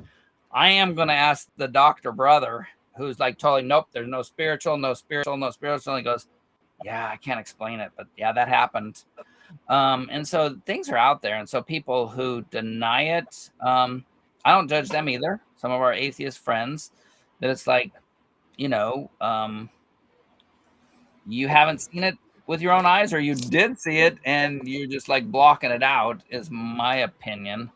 Because there's just too much evidence that there's something more than the physical, especially I when think, material. I have a soft spot in my heart for atheists and especially Mormons that come out of Mormonism and then go to atheists because, for me, I was able to experience this stuff with God, and that's the only way to explain it because it's not a coincidence. It's supernatural. But I'm lucky enough to have that experience of undeniable that God exists and the spirit world is real and demons are real. But there's a lot of people that don't get that experience, and so without that experience, how are you going to know for yourself? Because people can say whatever they want, doesn't mean it's true, right? So those that don't have the experience, that don't have that, for me, I've just learned that I just have to accept that not everybody is going to be able to have that confirmation of these things do exist. For me, the things that God has taught me and shown me, that there's no way I can deny that God is not real. Just because he took me through a path over the last 7-8 years that he proved to me that the Bible is his word. There's things in the Bible that he showed me that there's no way man could have inserted that into the Bible in its creation to make it come out the way it has. That to me, there's a clear involvement of a higher intelligence that assembled the Bible in its way. I have those experiences. God has taught me these things. Others haven't had that experience and they haven't been introduced to that stuff. And so, I feel like, even God, if someone that come out of Mormonism end up being an atheist because of what they went through and then died, I personally, knowing the God of the Bible, can tell you that they're not destined for hell just because they didn't end up getting to the point of seeing that Jesus is God, right? And so, but I do have a soft spot for people, and I wish, maybe I can come on the channel and share some of these things, because even just the mathematics alone, if you want to ignore the words of the Bible, just the mathematics alone that are found in the Bible, I don't even, there's a mathematician that was an atheist that set out to prove the Bible wrong. But because of the mathematics, he come to the conclusion that it's impossible that it was a man-made creation just because of the mathematics in it. So, and there's all sorts of different avenues, but, I just point that out because for me, I've had that experience. And so I know for a fact that God is real, spirits are real, demons are real. And then what I've seen with the Bible, I can't deny it. But at that same point, I can't use that as, well, you have to believe me that this is true, right? Because we all have our experiences. Dave's experience is unique. I personally look at Bill Reel as, even though he is not fully atheist, but heavily leaning on that side, my point of view, he is doing the work of God. The things that he is doing and helping people deconstruct from Mormonism, and to be able to see the truth and take that logical deconstruction out of it, as a guy that believes in Christ, I know that he is exactly where God wants him, doing God's work, because it's what he's doing is amazing. And I believe that his position is what is giving him that ability. So who's to say that, well, Bill doesn't believe in Jesus, so he's going to go to hell because he's not there? I think that's just ignorance, because Bill is an amazing person. And I believe in a heaven, and I believe that Bill deserves to stand next to God, despite him not believing that Jesus is God and the Savior. But that's because of my deeper understanding of the Bible. God is just and merciful, and I know that he is using Bill, and on your channel, he was very respectful and pointed out stuff, and I believe that Bill has a higher level of moral compass even though he believes that he's more leaning atheist, not quite in the box as he said, than the Mormon prophets and apostles do. I would trust Bill with things way beyond any Mormon prophet or apostle. And, you know, that's saying something. But because Bill hasn't had the experience I have, that doesn't justify God of punishing him to an eternal damnation, in my opinion. The only way, and my pushback would be, I believe there's a lot of people that God, and I've had testimonies of people that, you know, through dreams, through like your experience of spirits, that can happen on the deathbed. So I do believe, if, you know, like Romans 1 says, you know, just the creation shows the eternal power and majesty. I'm getting a wrong quote, but that there's a God, that there's a loving God. And so to me, it's like, I believe there's going to be a lot of people having these experiences, and it's going to take to their deathbed when they're sitting there, and God's going to go, come on, guy, you really think you're that good? And it wouldn't take much, because our belief here on Proverbs Guys is the perfection of Christ, and that the only way we get perfection of Christ is having the Holy Spirit live in us, because we've repented of our sins. We have like called out. All those who call out on the name of the Lord will be saved. Where I disagree with you is, I believe that, like a Dave, all God's going to have to do is say, okay, here's my standard, here's you. And Dave, even on his deathbed, would like, oh God, please save me, forgive me for my sinfulness. So kind of the same end. I think a lot of people are going to, even a Hitler. I mean, how easy would it be for God when you know, whether Hitler had a bullet or a bomb, all God's going to do. Now, really, Adolf, you think you're all that?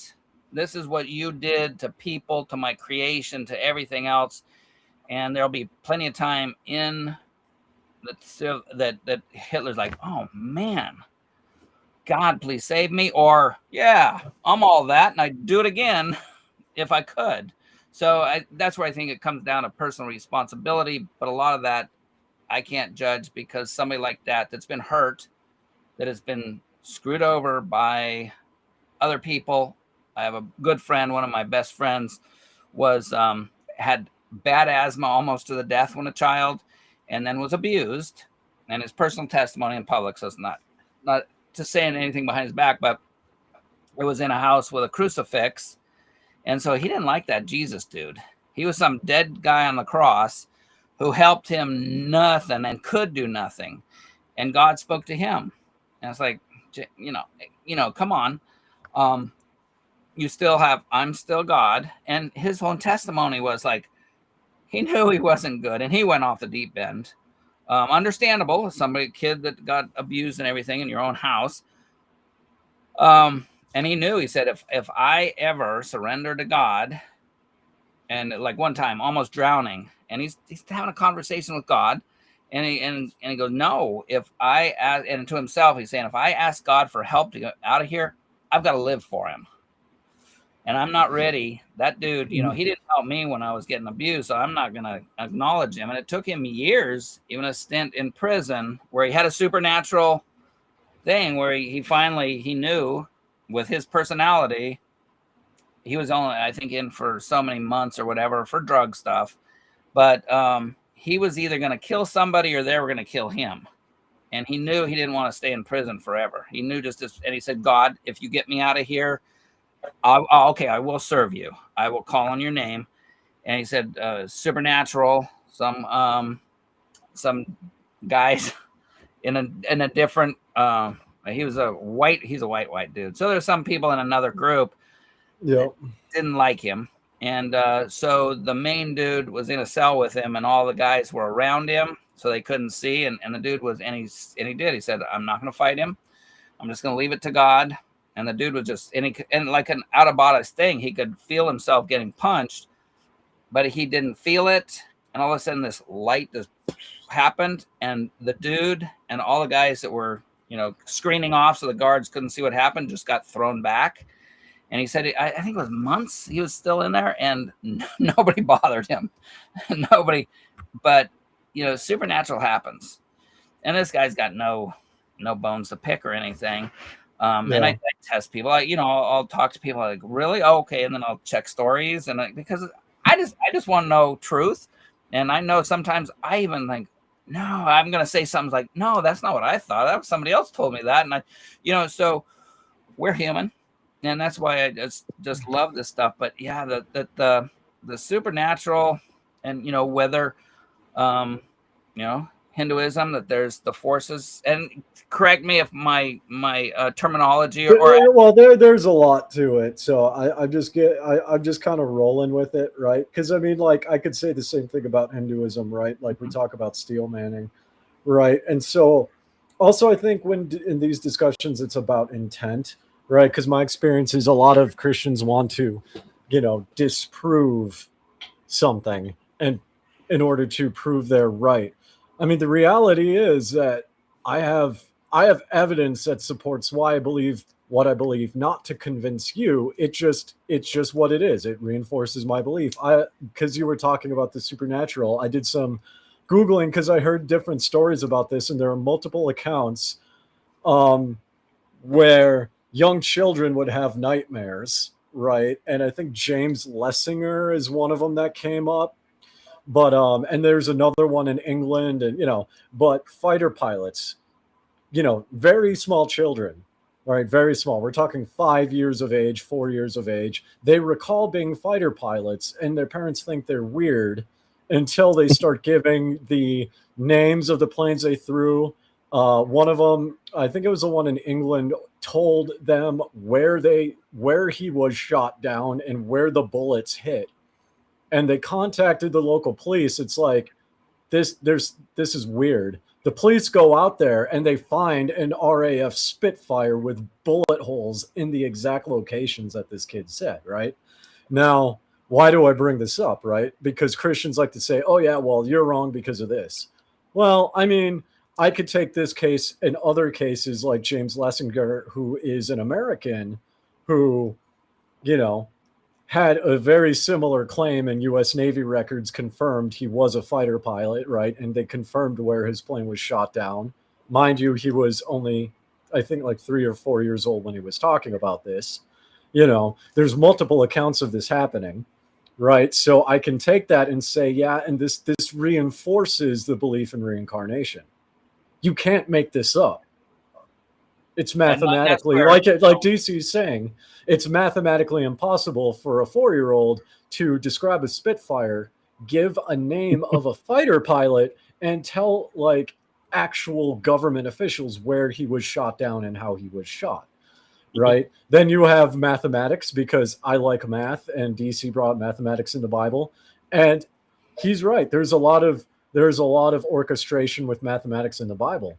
There's also a ton of mathematics in like the Bhagavad Gita, where, the number 0 originates from, and the atomic bomb originates from, which is why Oppenheimer stated, "I have become death, the destroyer of worlds." That is a quote from Lord Shiva in the Bhagavad Gita.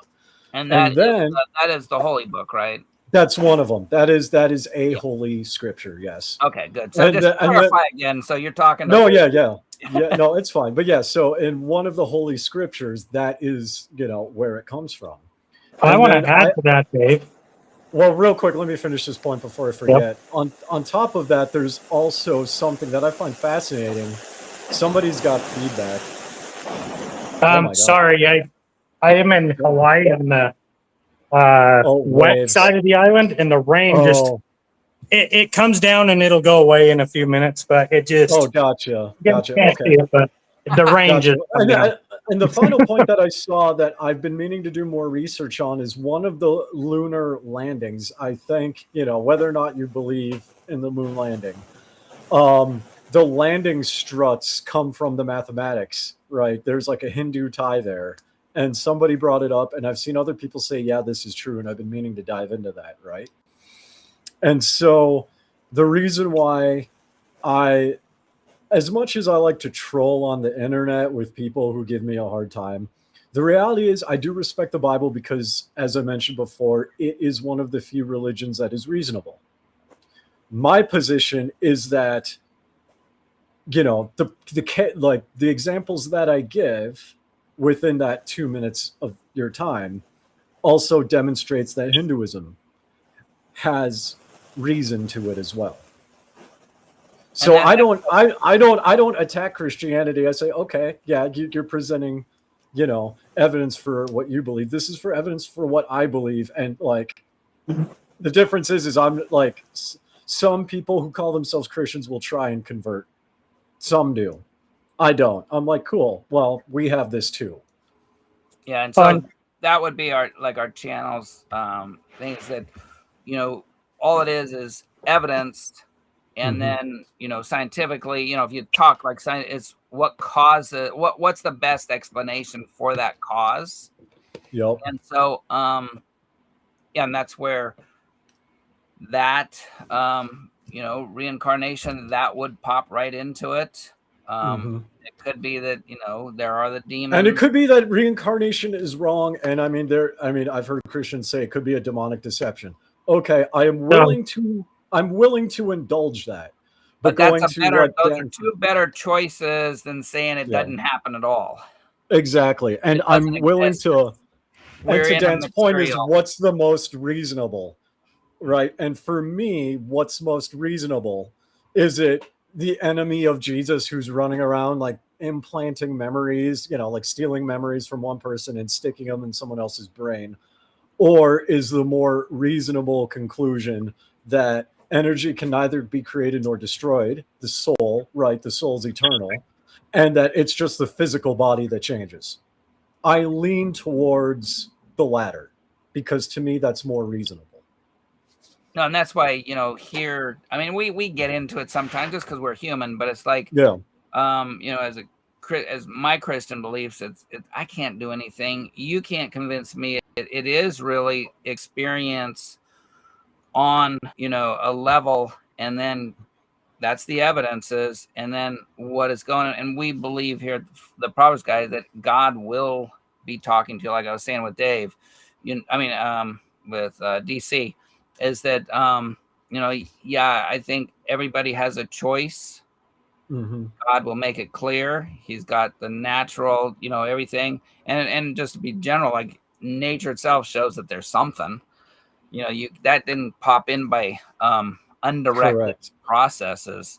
And so that's why I am comfortable in our skin. I believe what I believe from the experiences I've had. I know you. That's why I wouldn't, if I'm wrong, I'm thinking there's probably some forces there that would help me out teaching me. If you're wrong, I'm thinking, there's forces there that'll say, oh, no, how about think it this way? Got the right direction. I literally have hundreds of old ladies on Facebook who are praying for me as we speak. So, like, trust me. God bless them for that. And I'm well, sure. Yeah, and this is why I don't remember when I first came on, but I remember like a couple people in chat saying they could convince me that Christianity is true, and that's when I immediately doubled down and said, no, I can't. That experience that I told you, that's just one of the reasons, right? Because the Bible doesn't teach that we are to convince anyone to come to Christ or Christianity. What the Bible teaches that we plant seeds, and it's up to the Holy Spirit to grow that and to convert that person, right? Because exactly. And to just, I wanted to add, I personally have had experiences when I was a very young kid, pre-10 years old, maybe anywhere from 7, 9 years old, and then onwards. I can distinctly remember Winston Churchill being in a dark room filled with cigar smoke and absolutely loving it. Now, I hate smoke. I don't do drugs. I don't do any of this. So here I am having these memories, but I also remember, like, I could remember the smell of it, and just, it made me so happy to be in this dark, smoke-filled room of cigars with Winston Churchill. Explain that one to me. I still don't know what to do with that. Is it like what you said? Was it put into my mind by a spirit, or was that a past life experience? And I've had ties to Egypt too, the same type of thing. Those were real things I experienced. Yeah, and my personal opinion, you probably know, is I would lean towards that was a past life experience, because Winston Churchill was not a one-man army. He had aides and he had close friends that he brought on that he served with in other military campaigns, right? So I would lean towards, because I mean, at the end of the day, you're telling me this. I don't have a way to corroborate this or prove it, but I lean towards that it was a past life experience where, you know, either you were, you know, an aide of Winston Churchill, or you were someone who knew that person and that was described to you, and that memory just, you know, stuck. Right. Because I mean, let's be honest, like it doesn't necessarily have to be a past life experience, and that, like, it bothers me how many women think they were Cleopatra. No, you weren't. If you were Cleopatra, you would be in Monaco and you would be the wife of a billionaire. Okay. No, you live in Missouri in a trailer. You're not Cleopatra. Okay. But well, like, to add to that, Dave, hold on a second. Like, yeah. The point I'm trying to make is that it's like the human brain is interesting because even though we don't experience it, we are described things, and that memory can stick with us for no reason, right? Or at least no reason that we can see. So that's why I said lean towards, because not everything is a past life experience. I mean, you could have just been a guy at a bar at cigarette smoke, right? Smoking cigars at a bar, who knew this person or heard this story. And because the brain connects memory with smells, when you smell something, it brings back that memory, right? You could have been just some dude at a bar that heard this story, that was smoking a cigar, and it stuck with you, because that's how the brain connects memories, is through smell. It could be something as simple as that, even though you may not have personally experienced it. Right. Yeah, and I don't have any way to confirm whether that was a real past life experience or what you just described. So for me, that's just something that exists in my life. I figure in the next life, when I pass on, that'll be explained to me. But the other thing that I found interesting is I don't hear any Christians talking about reincarnation as being biblical.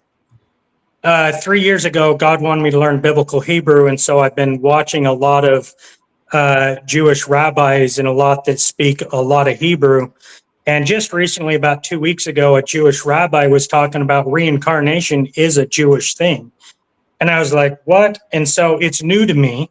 I need to do more investigation, but having this Jewish rabbi talking about reincarnation is actually a Jewish thing, that it makes me question, is there more to this that God just hasn't revealed? Because there's a possibility, and this isn't something biblical, but there is a possibility that maybe when God created Adam, right, that maybe I did live way back then. And then as we progress from Adam to now, that we've lived multiple lives and that God is growing us through each lifetime. That could be a possibility that is there, but God just doesn't reveal it because it's not part of what he wants to be revealed, right? So exactly. And I mean, Mormonism, it could be or it couldn't be. Yeah, Mormonism, I mean, and this is something that I still, because Mormonism has elements of Hinduism, and it's quite likely Joseph Smith ripped it off because he ripped off of Islam, and that's been proven. He was a very good plagiarist. Yeah, but it wouldn't surprise me. But I mean, even if he just made that part up, right? I mean, the nature of that, like, there could be bits of truth, right? Because in order to sell a lie, there has to be truth in it. Oh yeah. So the best lies have the best truth. It's and so I mean, like, the Mormonism, like the eternal progression with like reincarnation, that stuck, right? And so that's something else that I would use just like as evidence, because we see it in Judaism, we see it in Mormonism, we see it in other cultures around the world. If people didn't have these experiences like I referenced earlier, and if it wasn't a historical, like if there's no historical precedence, okay, it's hard to believe it. But if there's historical precedence in multiple cultures of people who don't know each other, with people with really bizarre stories like this, right? I mean, I lean towards there at least must be something to this that is worthy of study. I agree. Well, yeah, and that's where we here are open to different things. I would just push back on the reincarnation thing, because through Jesus's life, death, and then it's like in our sect of Christianity, where it is sinful human beings, the fall of Adam, and then it whether you're before Christ or after Christ is the sacrificial lamb. And so again, we go on the one, and again, our interpretation, and you're probably the same way, is that you probably believe the Bible is 100% accurate, but it's the interpretation. It's how. Well, it's the interpretation, and then like something that I also lean towards is right, like, and I'm not an expert, but it's like the Council of Nicaea is how the Bible came to be. The Catholics have like the Book of Maccabees, right? The Ethiopian Bible has more books and even acknowledges things like I don't know if it's the Epic of Gilgamesh or the Book of Enoch. I think it's Enoch, right? But there's it's one of the but it's like interpretation, and it's like ultimately who decides this? Is it possible that the Bible is true, but there's additional things that have been left out? If they were left out, why? Was it intentional? Was it accidental? Did they just not have it? I don't know. Yeah. So that's where the what our sect of Christianity, whatever you want to call it, is really Holy Spirit based. Mhm. And that, what was your name again? Sorry, not Dave. Dan? Yeah. Okay. What? I guess what sect are you? Because I don't really know. Well, I just say that because there's so many. What like born again, one that Christ and Him crucified. Man, Adam fell. The creation was perfect. Adam fell, and that it was even from then prophesied that the sacrificial lamb would come, that the Redeemer would come. Eve, with her first child, was like, the Redeemer is here. Thinking that the promise that the Savior was coming from, and so just the whole progression through that, and then the law, the 10 Commandments, that was like a foreshadow of the sacrificial lamb, all the sacrifices. So it's the faith, and it's God doing it. So we believe that God is the author and finisher of our faith. Thomas, when he saw Jesus, he said, "My Lord and my God," and Jesus said, "Blessed are you because you've seen, but more blessed are those who won't see and still will have faith, still will believe." And believe what? That Jesus was the Savior, was Thomas's Lord and his God. So that's where, and so that's why Proverbs Guys, that's our foundation.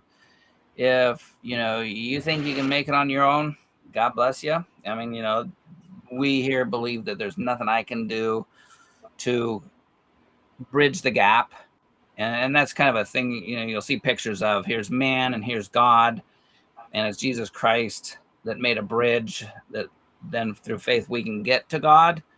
Then other belief systems is that man can get to God by himself, by his works, by his acts, by trying to please God. And so it's our belief that mankind is, and there's good and evil. Man, I'm gonna laugh if we're both wrong.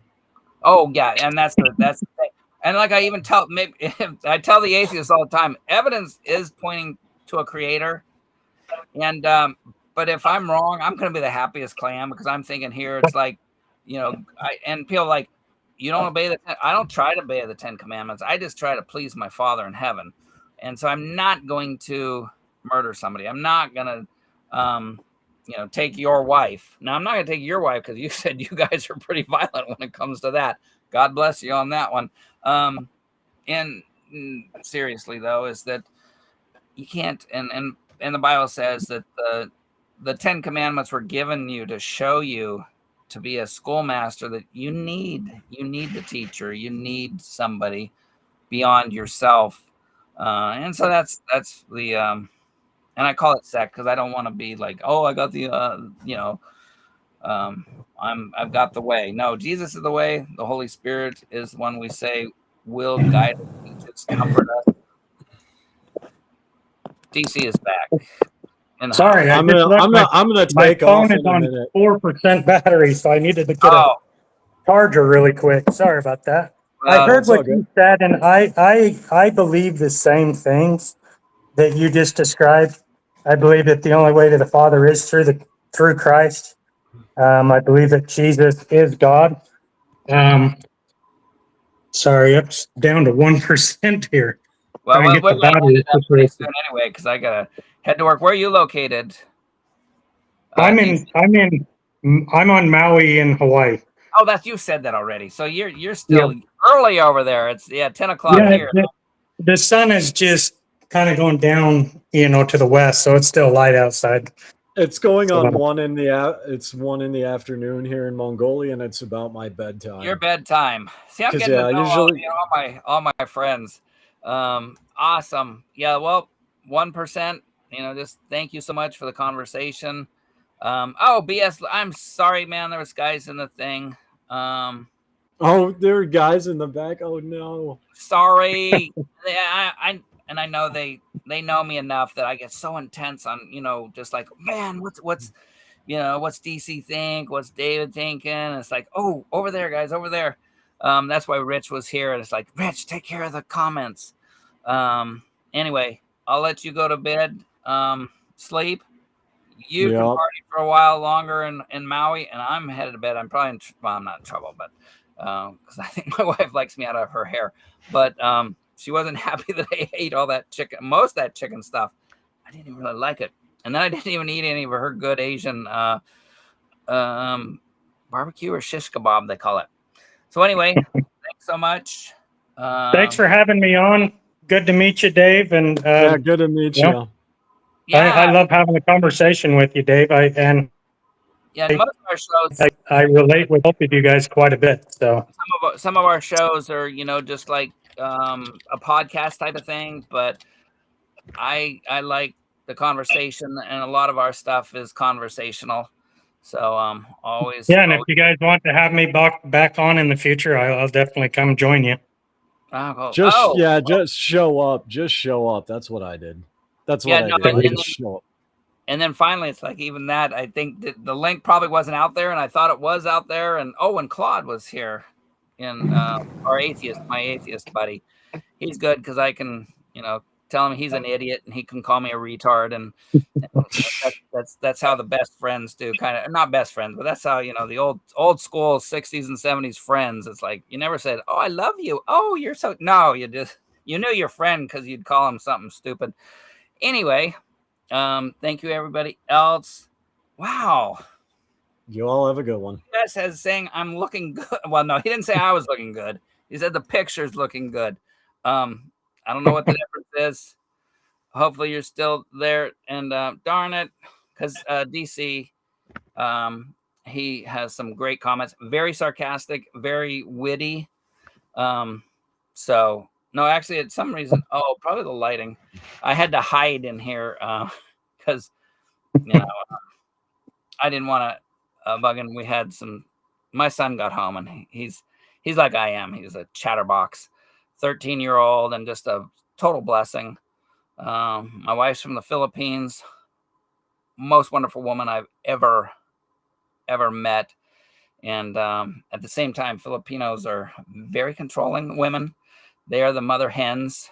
And so I definitely need it. I resist sometimes to be stupid, but she is so awesome. I made a joke because my collar first when I came on was off. I was like, man, where's my wardrobe? She always keeps me like looking halfway decent.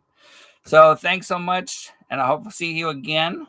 We'll have shows like on, there's some open panels, but we're really into different, religion beliefs, the doing apologetics for God, agreeing to disagree, on things that are not, being able to say, like with, reincarnation, it's like, I don't think it's there. You think, well, maybe it is. But it's like, that's something I can agree to disagree. I can't wrap my head around how that and the whole Savior and Jesus dying for our sins. But Me neither. I'm stuck right there on the, on Christ and him crucified. And that's what our channel's about. That's why we can have and not be worried that a Hindu comes on, because as like you were saying too, it's like, it's the Holy Spirit. If people are drawn away to Hinduism and it's wrong, I mean, if it's right, that's great. But if it's wrong and somebody's drawn over there, it's the Holy Spirit. They're not listening to the Holy Spirit. But that's between them and God. That's not my job. And you were saying that planting seeds is our job. And then, and loving people. And it's like, man, if I get to Mongolia, I know who I'm looking up because I got a buddy now. Absolutely. I'm going to try to do everything right because they seem to like some really serious people over there, honor killings and stuff like that. And so I got to be honorable in their society. So anyway, it's just so much fun. And if you're ever back over here, California, a spot. What part of California? Southern? I usually visit Southern California often. That's not California. Sorry.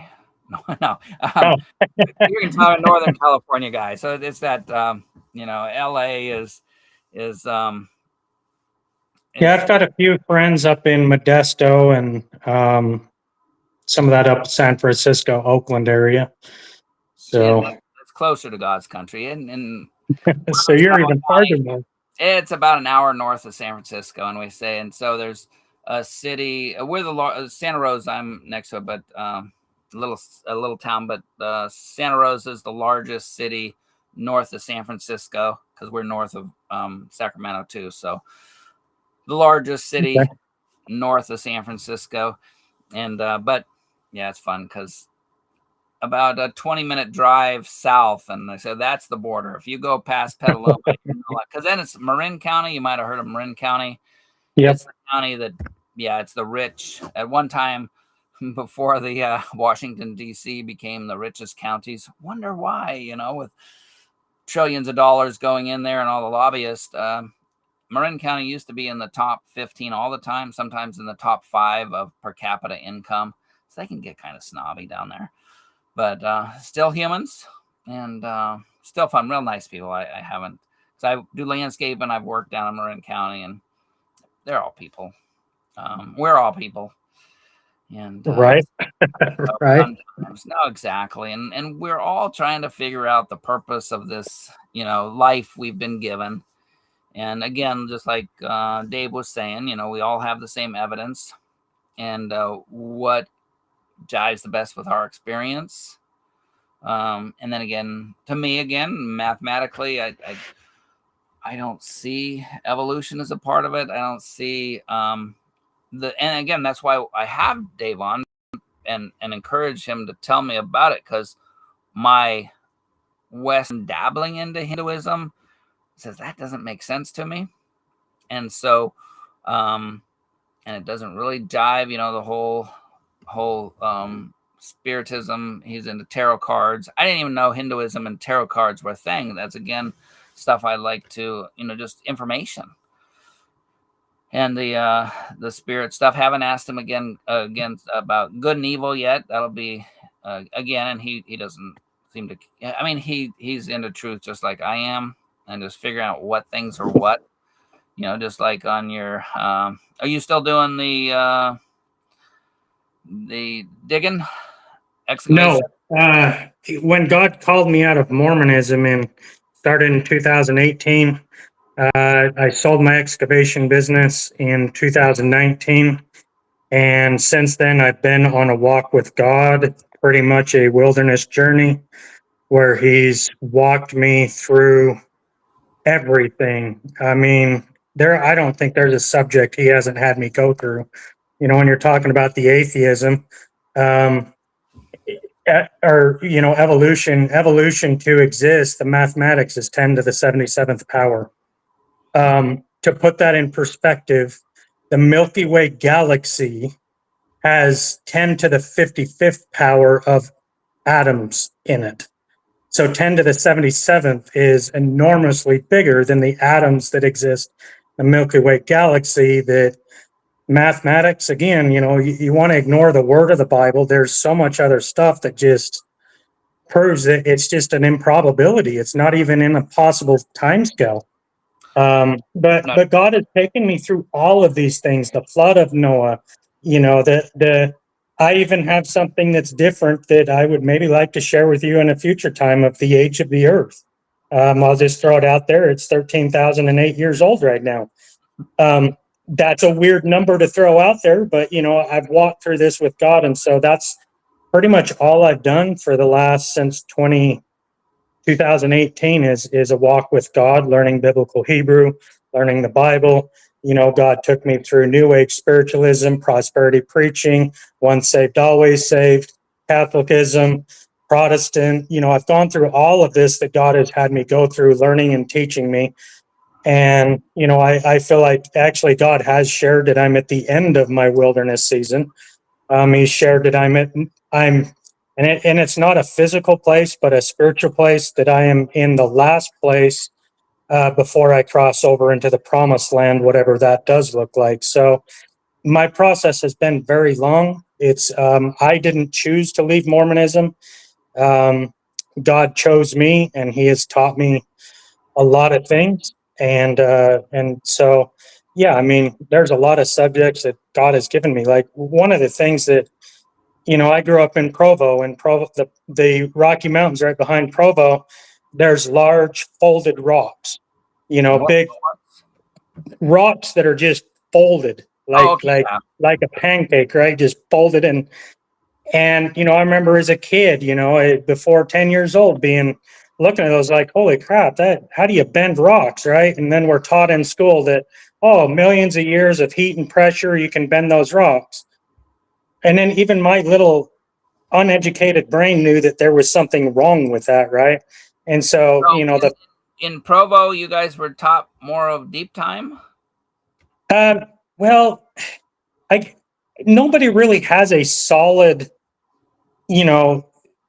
doctrine on that in Mormonism. But like when I was growing up with just what I was taught and learned through the church, was that, that God did create the world in 6 days, but, it could be millions of years. So there wasn't really any clarity with that, right? So, who's to say how long that day was? Was it 6 24-hour days? Or, could it, you know what I mean? Like there's really was no clarity. And so it's just whatever you absorb, and then being taught in school that it's millions of years, and you don't have any way to prove that, well, it can't be millions of years. You don't even process it. So it's really not really a thing. Robert, and there's a Vietnamese guy from Mormon church back east, and that was their position. Is like, when I'd bring stuff up, I go, well, that's not official. There's no official doctrine. And I think that was one of them. Is that, there's a lot of those. Yeah, you can interpret it differently and still be kosher. And one of the weird things I've learned just in the last 5 years, because I left the church 6 years ago, but in the last 4 or 5 years, what's been shocking is how I've had to learn the volume of Mormons that believe something radically different than I do, growing up in the exact same church. That's been kind of a hard lesson, a hard thing for me to wrap my head around. Is like, I have 40 years in Mormonism, and I'm told by a Mormon missionary a month ago that what I'm saying that I believed as a Mormon is not what he believes. So Mormonism has a lot of problems because it seems like everybody has a different opinion on Mormon doctrine too. So, well, and then too, that's what I did learn new, because my deep dive into figuring out what the Mormons was believing was in 1982 when I became a Christian. And then I was like, well, I don't know if, what the anti-Mormon, I don't know what the what's true, not. I'll go talk to the Mormons. And so and then it was pretty quick. It's like, whoa, yeah, they do believe that anti-Bible stuff one of being that there are living prophets that can change whatever the interpretation of the Bible is at any time. So Joseph Smith, he was the prophet for that time, but then Brigham Young, yeah, when he said something different, he's either illuminating it, giving you more light to it, or, you know, he can change it, because God can change his mind, like he did with the polygamy and the minorities not being priests. It's like, whoa, that's Right. that's not Well, and the God. the Mormon God has changed a lot too, not just the doctrine, but the Mormon God, even in the Book of Mormon has different descriptions of God too. So it's confusing. I had to learn that if I'm going to help bring other Mormons out of Mormonism, you just have to accept the fact you have to teach Mormons about Mormonism in order to bring them out of Mormonism. You just have to. It's been fun. So I just got word here. I'll show the my son. He had a birthday party last night. He went to his first nice. 13, and so he's like, I will get out of here. You're invited back. This is awesome, as you can see. Yeah, You're would love welcome to. here. I love the conversation. Thanks for having me. I think I have a lot to share. You know, I think you'll agree with the majority of what I have to say, just based off what you say, because I believe the same thing. The only way to the Father is through Christ, and narrow is the gate. And you know, Hinduism is not going to get you to heaven. I do have. Moses took 40 years to learn what God wanted him to learn, and my buddy, he had his same kind of a walkabout like you did, and well, I'll get into that. Hopefully, I can have him on, because he's just, you know, and again, I check people, and that's where I'll believe you, because I have experienced people, and I get into and I really care about what they think. So over long years, one friend's, it's been 20 years more that we're into the spiritual things. We're into seeing demonic things. And so it's like, okay, I'll take it with a grain of salt. I'll believe you until I got, you know, doesn't really matter to me if it's true or not, but I'll believe what you're thinking is true. But over these years, it's like, whoa, they really, you know, seem, after tests and after testing other people, they saw that stuff. They experienced that stuff. So God bless you. God bless everybody who listened tonight, and hopefully we can bring you closer to that spirit, which is Jesus Christ, God, and Jesus Christ, the Father, Son, and the Holy Spirit. And catch you again. Let me see. I might be able to. I'm supposed to have some fancy music to get out here. Doesn't matter if I do or not. Well, thank you for having me, and let's see you again. I guess I can hit the leave button, huh, and let you finish out. Oh, I don't know, actually. We'll do some out of here. Here we go.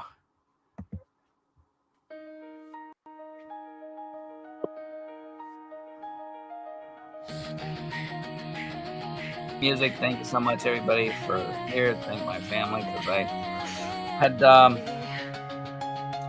stayed up a little late, and it was just interesting hearing what people think, hearing about people's eternity, and love y'all.